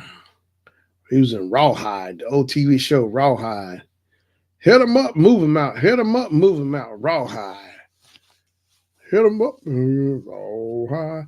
I first heard of it, the Blues Brothers singing that song. They was down at the bar, I think with a chicken wire on the stage, chicken wire fence, and people throwing beers at them. They was singing Rawhide.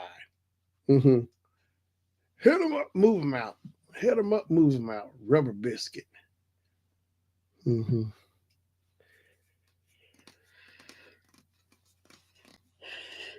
Yep. Hit him up, move him out. Rawhide. Mm-hmm. Boom, dum, dum, dum, dum, dum, boom, boom, boom, boom. But yeah, Rawhide was good. Clint Eastwood. You know, a lot of those actors before they did comedy and going out into space, like William Shatner. You know, back in the early '60s, William Shatner did Weston. Dean Martin, Leslie Nielsen. It's like all these guys you see do comedies and stuff.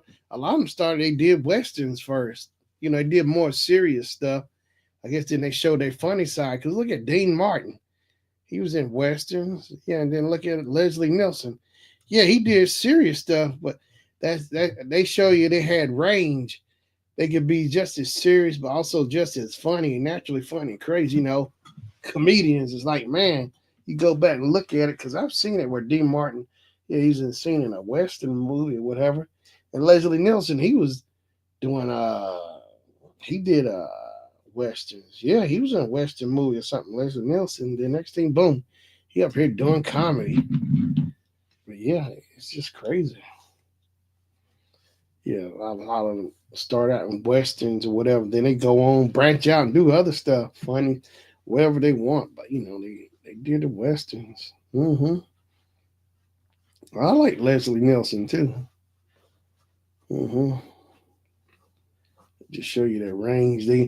That shows how good they were. They were good at doing westerns, and they branch off, do their comedy thing. Mm-hmm. Hit them up, move them out. Yep. Who else? Who else did western? I think Sammy Davis might have did a western or so or something. Gunslinger. Yeah, Sammy Davis Jr. I don't think Frank Sinatra did any kind. I don't know if he done any kind of western or not. Frank Sinatra. Dun, dun, dun, dun. But look at Chevy Chase. I never really seen Chevy Chase do any serious movies. It's always been comedy based with him. From like Under the Rainbow, from Saturday Night Live, Under the Rainbow was like I think like his first movie to all the other stuff, 80s and 90s probably, and like kind of mid 2000s. It's always been comedy with Chevy Chase.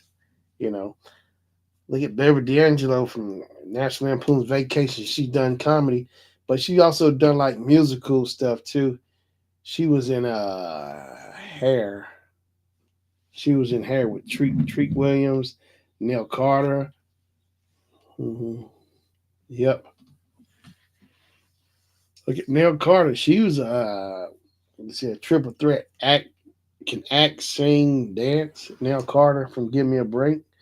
She was also in Hair with Treat Williams. Who else? It's like just go back, see a lot of people. You know, I think like I know I said it before, and I'll say it again. I think a lot of people you see them actors and back then, a lot of them could do that. They could sing, act, dance, or whatever, write or whatever. They actually took their craft serious. It's like you just saw it more. It seemed like it was just taken more seriously than it seemed like it is now. You know, people had to actually really learn their craft. You know, it wasn't no YouTube and all of this. They had to go out and go really do the work. They couldn't sit at home and just make a video at home and put it online or whatever. They had to go out. They had to go out and chase it. You know, and it seemed like I think it was a better thing too, because less distraction, whatever. It wasn't handed to them to make it that easy. They had to go out and work for it, and by doing that, they gave them, I guess, have a better appreciation for it because they had to go out and work hard for it, and to help them understand, you know, learn their craft. They had to, you know, they had to go out and go get it. So make them work hard, versus, something like now it's like anybody can sit at home, make a video and put it online, go viral, whatever. But back then it wasn't all this social media stuff. The stars, if you wanted it, you had to go do it. It's just that simple, something you really wanted to go after, you had to put the work in. You really had to go out and put the work in. It wasn't gonna just get handed to you. You had to go work for that. You know, that's what I like. Like the actors back then, they had to work for it. Go get it, work hard, put the hard work in, pay off. hmm But yeah, it's something else now. But back then, I think it was like a lot better. I like Quentin Tarantino. I put him up there like one of my favorite directors. Up there with Spike Lee, like Clint Eastwood, Robert. I think Robert Redford might have directed some stuff too. I like Ron Howard for a director. Opie Cunningham, Eddie Murphy called him Opie Cunningham. Of course, Eddie Murphy, I like him as a director too. Eddie Murphy. Richard Pryor directed some stuff too. Mm-hmm. Who else I've seen direct stuff and I actually like it? Uh, uh, Robert Townsend, Keenan Ivory Wayans. Oh yeah, the Wayans is the Wayne and Keenan and them, Damon and them. Yeah, Robert Townsend's up there. Who else? Who else is a good director? Hmm. Forrest Whitaker. I think Forrest Whitaker is director. Good director. Uh, those ones. Oh, of course, Martin Scorsese, George Lucas, Steven Spielberg. Mm-hmm. Mm-hmm. Gary Marshall. I like Gary Marshall.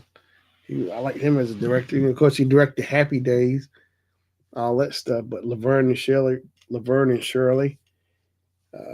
Gary Marshall, Penny Marshall was his sister. Penny Marshall used to do those Kmart commercials. So I think I heard like when she do her and Rosie O'Donnell doing those Kmart commercials. I think they can have anything they want for free at Kmart. If I'm not mistaken, that's what I kind of heard. They could have anything they wanted. Yeah, Kmart. I just can't believe Kmart is gone. I actually enjoyed Kmart and Woolworth growing up. You know, you can go to Kmart and lay stuff away. Go like my mom, she'd go like she laid my Super Nintendo away. Uh like it was like October. She like my mom always not between September and October. It seemed like usually more like October, like before Christmas time. My mom would start laying stuff away. Like she laid my Super Nintendo away at Kmart. I remember that, and we got it out for my birthday. So December '91. I remember that clear. My freshman year, I still remember that for that Super Nintendo. Yeah, that was really cool. Yeah, or she would lay stuff away at Woolworths, which I love Woolworth too. I miss Woolworth. It was two back home, one on Lakewood and one was downtown. Yeah, the one downtown was really nice. I think the one downtown was more really like more classic, the old Woolworths than the one over by Lakewood. So I remember going there with grandma, and like with Sears too. I miss Sears. Like you could go to Sears and they had a concession stand because grandma would get her cashews, get those hot cashews. Like she would get them on the way out because me and my cousin would be with her. I think she had to go pay a bill over at Sears. Yeah, so she'd go pay her bill. We hop in that Eldorado. We go on down to Sears over at the mall. Then we come on back home. I remember that. Yeah, grandma would get her cashews hot. And then it seemed like when the early 90s came around, like the areas I remember going into Sears, I used to look for that concession stand, but it was gone. They took it away. Like I miss Sears too, Kmart, Woolworths, places I actually enjoyed, It was really fun. I used to look forward to going to Kmart. And I love Roses. Roses is still around. It say the discount store, but Roses is still hanging in there. Actually, Sears is still around, but you can only buy stuff online. You got the online store, but the brick and mortar going into actual store, Toys R Us is like, man, Circuit City, Circuit City where services state of the art. I used to remember those commercials like the Circuit City. It was like the guy was on the organ, like the Phantom of the Opera, or something, playing the music, and you hear the music playing. You got the candles on the organ. You see the curtains close. Get there before the curtains close or something. The Circuit City commercial. But yeah, Circuit City. I think last I saw Circuit City was like 2007, 2008, somewhere, and they closed Circuit City. Circuit City. We used to go. I remember going to Circuit City back home. My mom got our first VCR. It was a GE VCR. I was in the fifth grade. I remember this clear.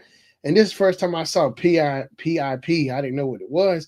It's picture in picture. So you could actually see a picture like another channel while you actually watching another channel, but it'd be a little small block on the bottom of the screen or whatever. This was with a VCR, and it was GE VCR. I never heard of this before. I was like, man, that was really, because I picked up on it quick with that PI with the picture in picture on the VCR.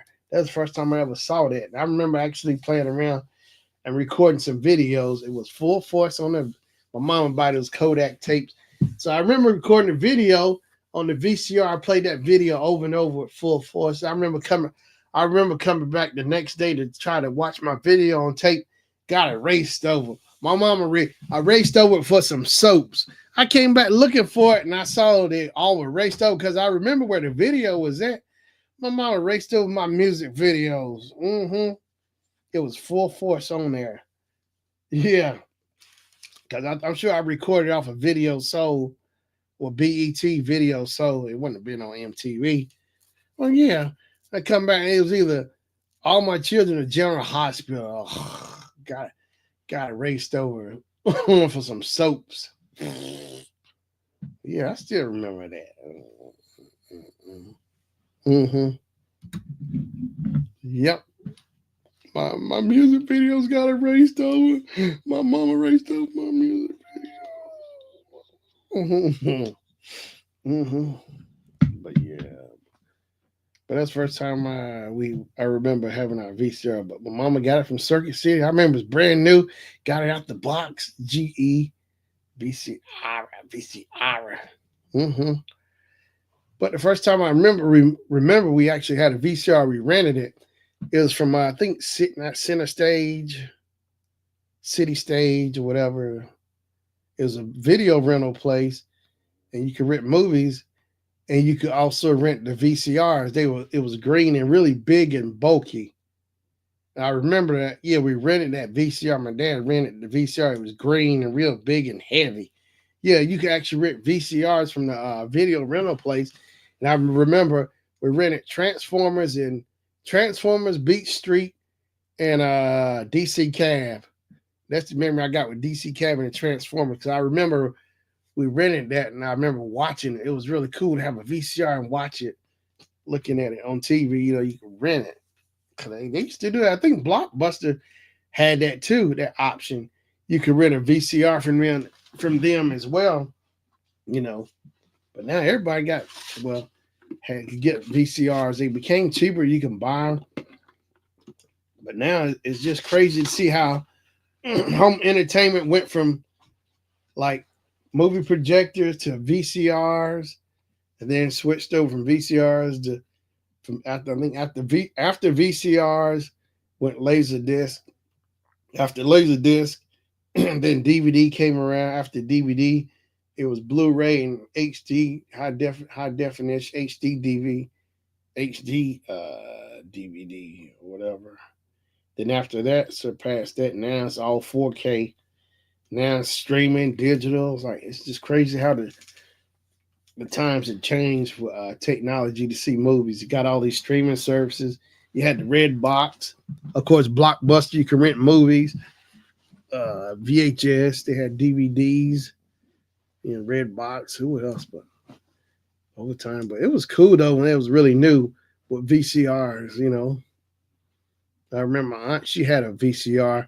I remember coming over to her house, when we looked at Purple Rain on VCR. VCRs were fun. Grandma had one too. I think Grandma had a was it? It wasn't an RCA. Her TV was an RCA, but that VCR, I don't know, it was Pioneer. I'm not sure. I never caught the brand on it, but I know Grandma wore that VCR out. I got her tapes, her VHS tapes, and I remember I used to go in her little box, open it up, look at tapes. She recorded Sanford and Son. She recorded a lot of stuff, movies. I need to go back and look at those tapes because I got VCRs. I got a VHS. I got like two VHSs.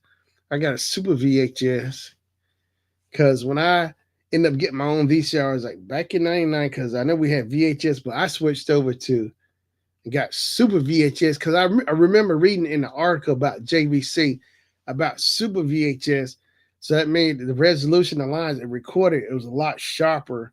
The picture was a lot sharper than VHS. And of course, the tapes cost more. But with VCR, you can record the high to get the best resolution, the quality you had to record on SP. But you had SP, LP, and EP. But if you put it on EP, you would get more recording, but the quality wasn't as good.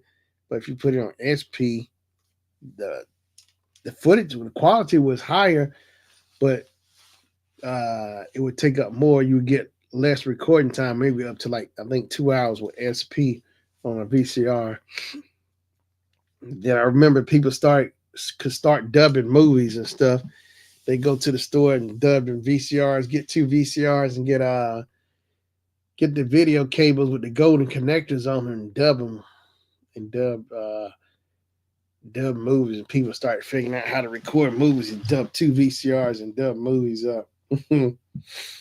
Then I got a DVD recorder as well. I got that back in '09. I got a DVD recorder, which I actually enjoyed. I still got it. I think it still works. It's not a Pioneer. I can't even think of the brand, but I got a DVD recorder because I thought that was really cool. Go from Super VHS to recording on DVD because Grandma ended up getting an LG combo. It was an LG, it's a VCR and a DVD recorder. You could dub VHS over to DVD. She would do that. Take her tapes and switch and record them over to DVD.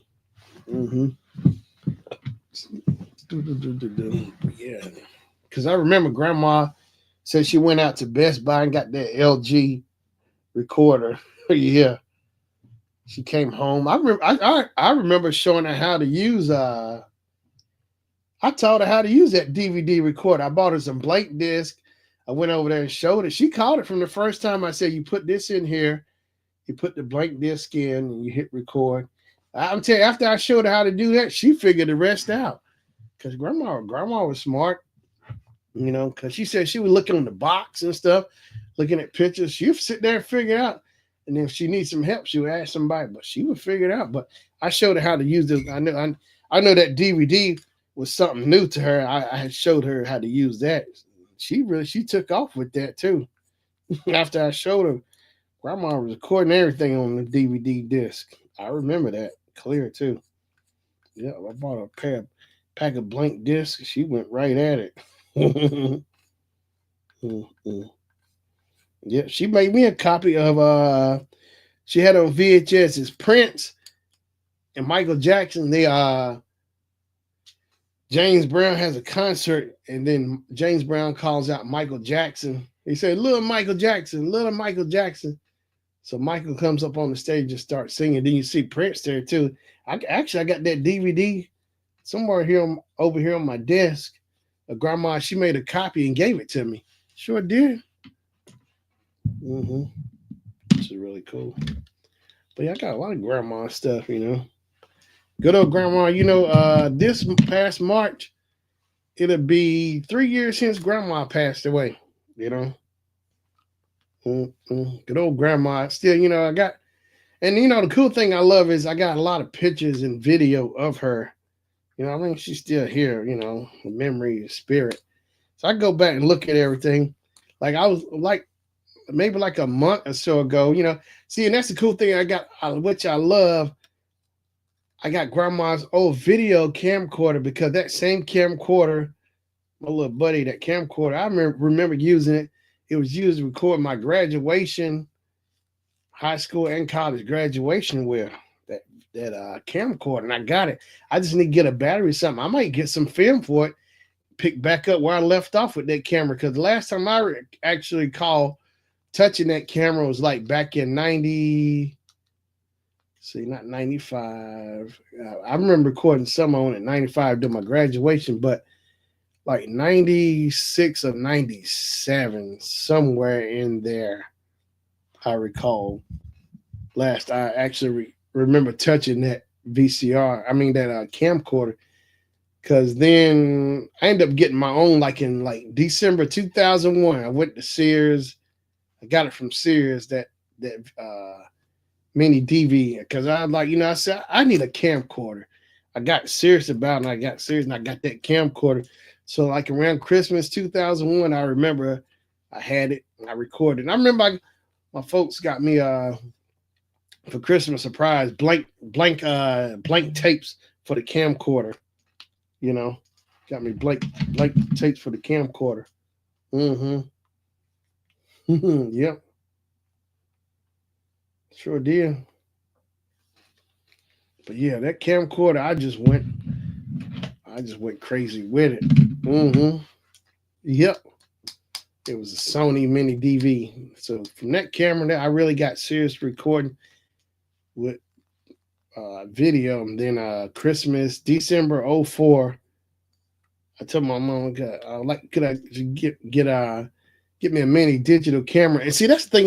It was from Sam's Club, and that was the thing I liked about Sam's Club. I know I got the first seasons of 1 and 2 of Seinfeld. It was a combo, and it had like extra packed stuff packaging and like the salt, pepper, shaker, like little stuff from the show from the diner that they would go to. And I remember all that stuff was included, like the script from the show, like from the first season, like the first episode, the second episode. That's the thing I liked about Sam's Club. You could buy DVDs from Sam's Club. I used to go there and get stuff like from my grandma, like the Motown DVDs and stuff. Like I got a one for with Marvin Gaye, um, the live concert, and not only was it DVD, but a CD was included in audio CD. So the music from the live concert she could play as well in her CD player. I knew she got a kick out of that because I know she loved Marvin Gaye. So yeah, she got a kick out of that and the Temptations. That's the thing I love about Sam's Club. But then Sam stopped doing it because actually, God wouldn't have. Why did Sam stop selling? He said people were stealing the DVDs, just messed it up. Because I would get really good deals at Sam's Clubs on movies and stuff. That was one of the best features I loved about Sam's Club. When they took that away, it's like it just kind of went downhill some. It ain't been the same, you know. But yeah, Grandma, she had a lot of cool stuff. I picked up a lot of stuff from her too. Of course, my mom, uh, with cameras and audio recorders and stuff. So I said, I see where some of this comes from because I do it on my own as well. My mom do it, yeah. Have her cameras, Polaroid cameras, Super 8 cameras, audio recorders, stuff I like too myself, Mm-hmm. But yeah. 3 years ago, Grandma passed away.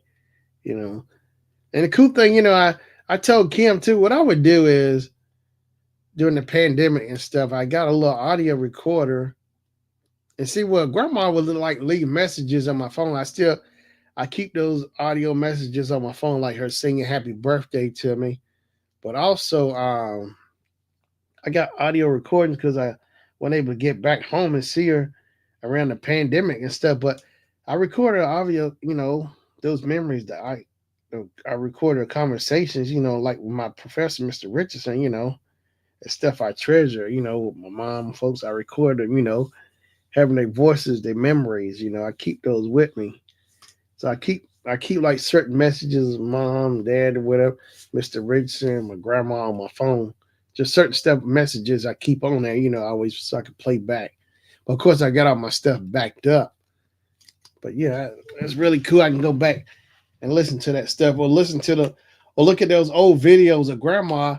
Like my graduation day, we was over at the house at home, and I realized my cousin, she had the camcorder recording grandma shooting basketball because my uncle, my dad, and his friend Uncle David, they all playing cards in the backyard because it was the day of my graduation. So after graduation at the house, just celebrating, and my cousin Gina had the camcorder recording grandma, and my other two little cousins in the back shooting basketball goal.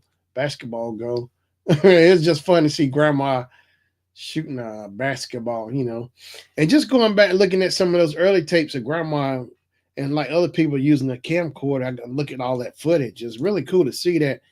Like I see my aunt on there, who's passed away, my aunt Annie on there. I see a lot of my family and stuff. That's the thing I love so much about cameras. I tell like some of the guy I tell at work, house guy at work, I tell him that's why I do what I do, record it because it's like I just get it. I understand it. I like capturing the moments, whether it's video, audio, picture, video. Capturing those moments. Because you won't see that moment again. So it's like free. How you say like a frozen moment in time. I like to get those moments, frozen moments in time, and keep them, hang on to them. So I can go back something I can go back and look at and laugh at or whatever. It's fun to have those memories. Cause life is what you make of. So I like to have fun. I was telling somebody at work the other day. I said I know I'd be recording with my phone or whatever. But it's like I know I'm recording, getting stuff, but it's like sometimes I don't realize what's all going on sometimes because I'm so focused on recording. But when I go back and play that, it's like it's amazing to see what you play back and stuff you didn't see while you was actually recording. It's like I don't remember stuff I don't might not remember seeing. I can go back and play it, but the camera saw it. Whether I saw it or not, but the camera saw it. The camera won't forget, which is cool. So I go back and play it. It was really cool. Oh yeah, I was going back there. I got that Olympus camera. So I got it December 2004 from Sam's Club. My mom got it for me for Christmas. And that's when I started going crazy, taking pictures of that digital camera. That Olympus, I tell you, I was really impressed with that Olympus camera. It's a point and shoot camera. You slide the little door and the lens and pop out. And that's when I started learning how to use a digital camera. Because that Sony camera I had, mini DV camera I had, I could take snapshots, but the resolution wasn't as good as that Olympus was. And I remember started taking pictures of parties and stuff, and having the Epson. So it's like always been a routine: digital camera and printer. I've always had an Epson printer. It's print, scan, fax, whatever. So I've always kept an Epson. That's the only printer. Well, I had a Canon like a few years ago, but Epson has always been the main printer I had because that's what I had back home when I was doing my pictures, and the quality would come out using that glossy paper, which is really good. I thought that was like the best thing at the time, was those little digital cameras from Olympus. Cause I didn't really mess with any other brand but Olympus. I just knew I liked that brand. I still got that camera. It still works. I can get the battery can charge is not the best, but I can still get a charge on it. I still got the actual memory card, and I still go back and look at it when I first started taking pictures with a digital camera. But before I had that digital camera, I had the Kodak Advantex. I got that Christmas '97, the Kodak Advantex camera. So I had two Kodak Advantex cameras, and the thing I liked about it, the feature was you could like take a normal picture or you could put it on panorama. I remember when you put it on panorama, you get a wider shot, get more in the shot. It's like a long rectangle shot, so you get more of the picture into it. But because they were a little more expensive, but it was a cool experiment with panorama shots. I was trying to see if I can get one again, get me a Kodak Advantex camera, because I actually do miss shooting on taking pictures with analog and like shooting video on analog tapes, record with a home recorder, old technology. I can still go back and do it. I actually miss it. I probably would still have more fun with the old way than with the newer stuff, switching over from analog to digital because everything's so digital now. Like video editing is like linear, non-linear. Linear is like where you actually cutting the film, like in the cutting room, you cutting the film. Or non-linear, non-destructive, you can just import video, which I was doing when I got that Sony camera, and I had my VCR. I would record onto my Mac, and that's when I got my Mac in like August 2000. It was a G4 Mac, and that's when I was really got because I first saw it like back in '99 at another store I missed was Comp USA. I got my first Mac. It was an iMac. It was like the grade special edition, and Bugs Life was included with it. Then something went wrong, so I ended up getting a save up, and I got the G4 Mac. And then I started, and then that it started from there because when I would go to Comp USA, they had iMovie, and that's what really caught my eye with the Mac. iMac was iMovie. You could import home movies. It was really exciting at the time. You could import movies. You could edit. Because that was the first time I ever saw any kind of editing software editing a movie, anything. Because up to that point, I never had no home computer or where I could edit. Like my cousin, she had a gateway go house and play on her computer. And that's when AOL, I recall AOL was around. Like you could do those little smiley emojis, what you see now. But it was like really exciting because it was new technology coming out. And of course, AOL, you only had so much time you could be online. You got mail. You got mail. AOL. But yeah. So it's just amazing to see how technology has evolved. When I started getting involved with computers to everything, to boom boxes, tape recorders, putting tapes in, all of that stuff, man. And look at now. And now it's cool because people still want those old retro recorders and stuff, reel to reel. You can get them on eBay, and companies making retro stuff you can buy now, which is really cool. I still got CDs. I burn them. I sure will. I will burn a CD in a heartbeat. I got blank CDs, blank DVDs. I got my burner. Yeah, and I got my burner back in 2000 as well. I learned how to, because I was always putting my pictures on those AOL discs when I first figured out how to race over them, put pictures and store my stuff, homework or whatever on it. But then when I got that CD burner, I was backing up my pictures and stuff on my CD burner. I could make music CDs using iTunes. That's when iTunes was new. All of that stuff, man. So that's been like back in 2000, so it was like 25 years ago, man. iTunes and all that stuff started. Yeah. And then Napster came out in 2000. Napster came out, then LimeWire. I remember that big deal when Napster came out. Ooh, people can download other artists' music and stuff. Oh boy, the uproar over Napster. Actually, Napster is still around. It sure is. I saw it a few months ago. Looked up Napster. It's still, they got a website streaming music. But they were like the first ones I know to ever do that. Download artist music. Now I think at the time, iTunes, Apple, I don't remember Apple store, iTunes store, you could download music from the music store. And at the time when they did have it, the iTunes store, you could download the music, but if you deleted the music off your computer, you couldn't get it back with Apple. That was the only catch. If you delete your music or whatever, you couldn't get the music back.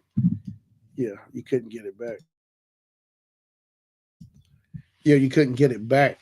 But then I know years ago, if you delete it, you could go back and re-download it, but you couldn't do that in the beginning when I was buying music from Apple, the iTunes store. I couldn't do that.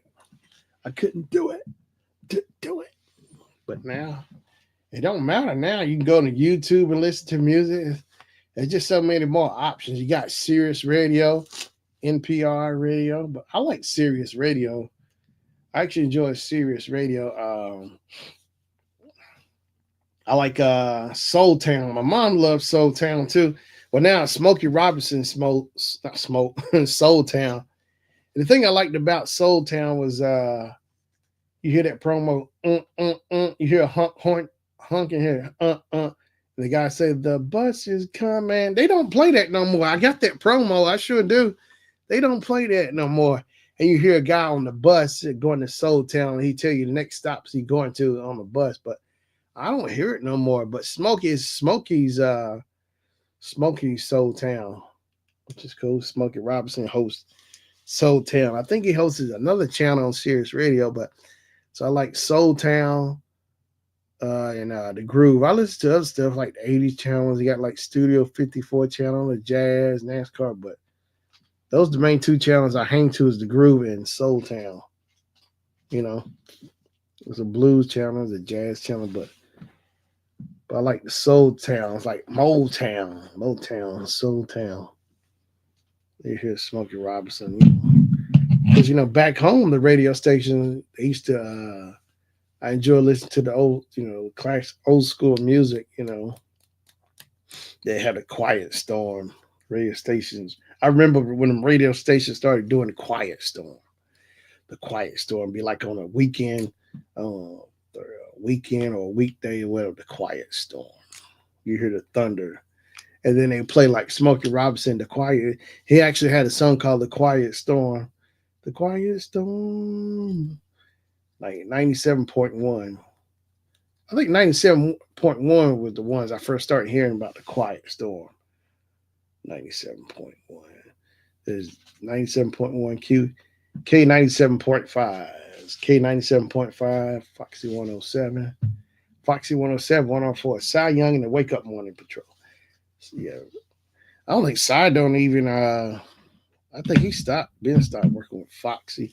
See, Foxy 107 was a radio station back home. I used to love listening to Foxy 107. I got turned on because of my mama listening. Yeah, you make requests, but they always had good stuff on all the time. The one of the songs I remember growing up in the 80s was they would play Stevie Wonder all the time. That girl thinks she's so fine. They used to wear that song out, Foxy 107. And they would have those contests. My mom was really good at those. She was really good at those contests. She had a knack for that. I don't care what station it was. If it was Foxy 107, 97.1. I don't know if she might have played K97.5, but I know between 97.1 and Foxy. My mama, she would win all the time or just about. She was quick on the draw on that phone. She would win too. She was good at trivia. She would win some tickets because she liked to go to shows all the time, go to the Coliseum. She win those tickets fast. Good gosh. Because they always giving tickets.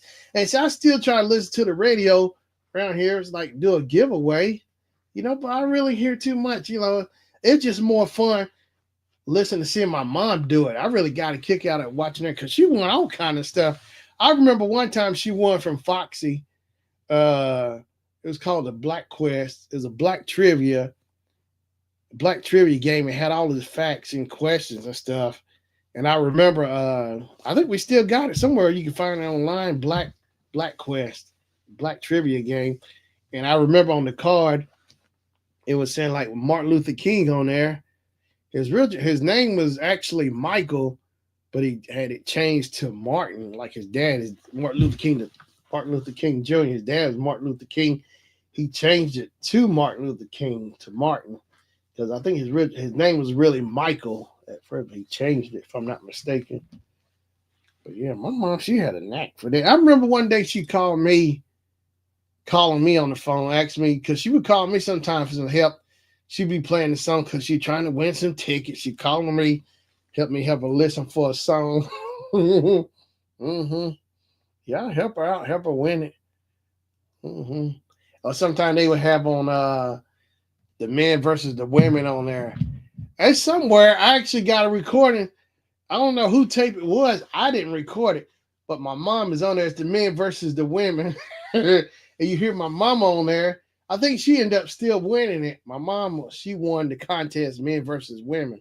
Yeah, she beat them on the radio. Mm-hmm. But yeah, Cy Young and the Wake Up Morning Patrol, man. My mom, she would kill it. She would dog it. Those contests. I don't know if she still play or not, but But yeah, she win some tickets in a heartbeat. If it was something, she'd be right on it on that phone. I tried to get into it. I know there was one contest a couple years ago. Some radio station they were playing. So I was saying, let me try to listen for something. And they if you were the first caller to call in, you would get the first season of Leave It to Beaver.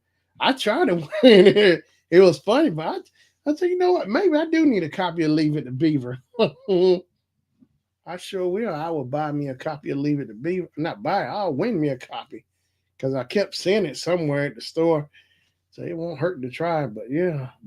But it was just fun watching my mom do it, win those contests. I mean, she played for years and years and years. She was always winning. They knew it by her first name. Like, yeah, sure did. First name basis. She won so much. Yeah. Foxy 107, 104. Foxy 107. KK 97. K 97.5. 5. But that was a lot of fun radio stations back home. But yeah, but Foxy was the station to listen to. Still, actually, I can find it online. Foxy 107, 104. Cy Young and the Wake Up Morning Patrol. Mm-hmm. Mm. Boom, boom, boom, boom, boom, boom, boom, boom, boom. Garth Killers. Hello, how you doing, Garth Kelders? How you doing now? How you doing now? Thanks for coming in. So if you're coming in, I appreciate you hit the like button, share the stream out, whatever. KK 97.5. But yeah, I like old school music, old technology and stuff. I just think it's more fun. Like, in schools, how they the teacher would bring the movie projector in there, the reel to reel or the film strip. If it was a film strip, she had to load it in. It was like a little white projector. It was really short and had like the feet to raise it, whatever. And you had to load it up, the film strip inside of it, and you had to put the cassette tape in the back of it. That's the kind I need right there. But I like the old school film where she had to thread it and run the reels. I thought it was exciting to see it coming on that old green cart. And those carts had like electric plug-ins for, electric cart. You had the cord. You had to wrap it around the little spine thing or whatever. I thought those like some of the best. And then, of course, in middle school, they had the TVs with the VCR on the cart. The teacher would reel it in. They would put the TV on or plug it, put a tape in or something. I thought it was exciting. TV time, That was one of the best things I enjoyed about school. Mm-hmm. But I wouldn't mind looking for one of those old beat up green carts, AV carts, Who knows? And who would have known I end up doing AV and stuff. All the little stuff I used to see going on, end up doing, This time, yeah. But yeah, those beat up green carts, those got, mean a whole lot, because it was, it was time to see a movie film strip. Yes, I would sit there and watch the teacher thread it in there. She would take the reels, make them spin. Next thing you know, they sink, and the film would roll. The lights would drop. Bam! It was time to watch a movie or something or whatever, or one of those,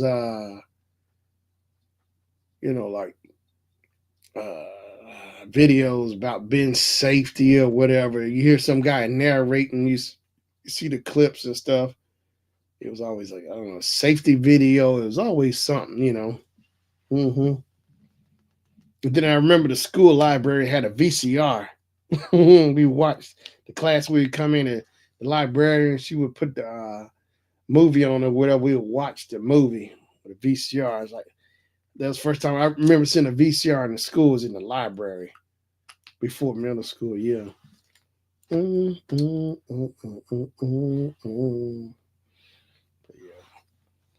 But yeah, technology is something else. It's like, man. And that's the crazy thing now, like me and Buddy Gray we were talking about, if all this stuff broke down, some people would lose their minds, couldn't use their Wi-Fi and stuff, all broke down. I mean, they actually it happened to me back home. A storm hit, like an ice storm hit, like it was for like a week or so. I mean, I adjusted. I mean, nothing I could do. I didn't go into no kind of panic or go crazy. Of course, yeah, I ain't gonna say I didn't miss being on my computer stuff, but I mean, I adjusted. I wasn't sitting here crying, I just adjusted, moved, made the adjustments. Actually, I guess it was kind of nice having a break from, I guess, enjoying it when that ice storm hit. Because I remember we were out of power, so we had to, like, we borrowed a generator or something. I remember that ice storm, all the power was out. It was like for a couple of days. So and the cool thing I like, we had a kerosene heaters to keep us warm, you know, because the winter it was getting cold. It's like, man, but them kerosene heaters are a lifesaver. Mm-hmm. Because I didn't have like no little heater, just heater, but I always had a kerosene heater. I tell you what, it would help cut down on the bill. And my grandma had a cast iron stove where she would put wood. I think she had a regular gas stove or whatever, but she would in the wintertime she would use that wood stove because it would cut down on the light bill, electric bill. She would chop that wood, put that wood in that stove. That stove was that's the only time I remember being real hot over at grandma's. That stove would have you running out of there. It was so hot. Cause once it take a while, she would light it, she'd get that fire going. But once she got that fire going, that heat get to running like a train. Just get to running hot. There wasn't no stopping it. Yeah, that it would burn. The only thing you had to do just every so often maybe put like a piece of wood in there to keep the fire going. But that fire will last really, really good a long time too. It'd keep the house warm. And no inch of not a not was not no not one part of that house that was cold. Cause that heat, that cast iron stove was pumping out so much heat, you didn't have to worry about freezing. You just go outside and cool off, you know.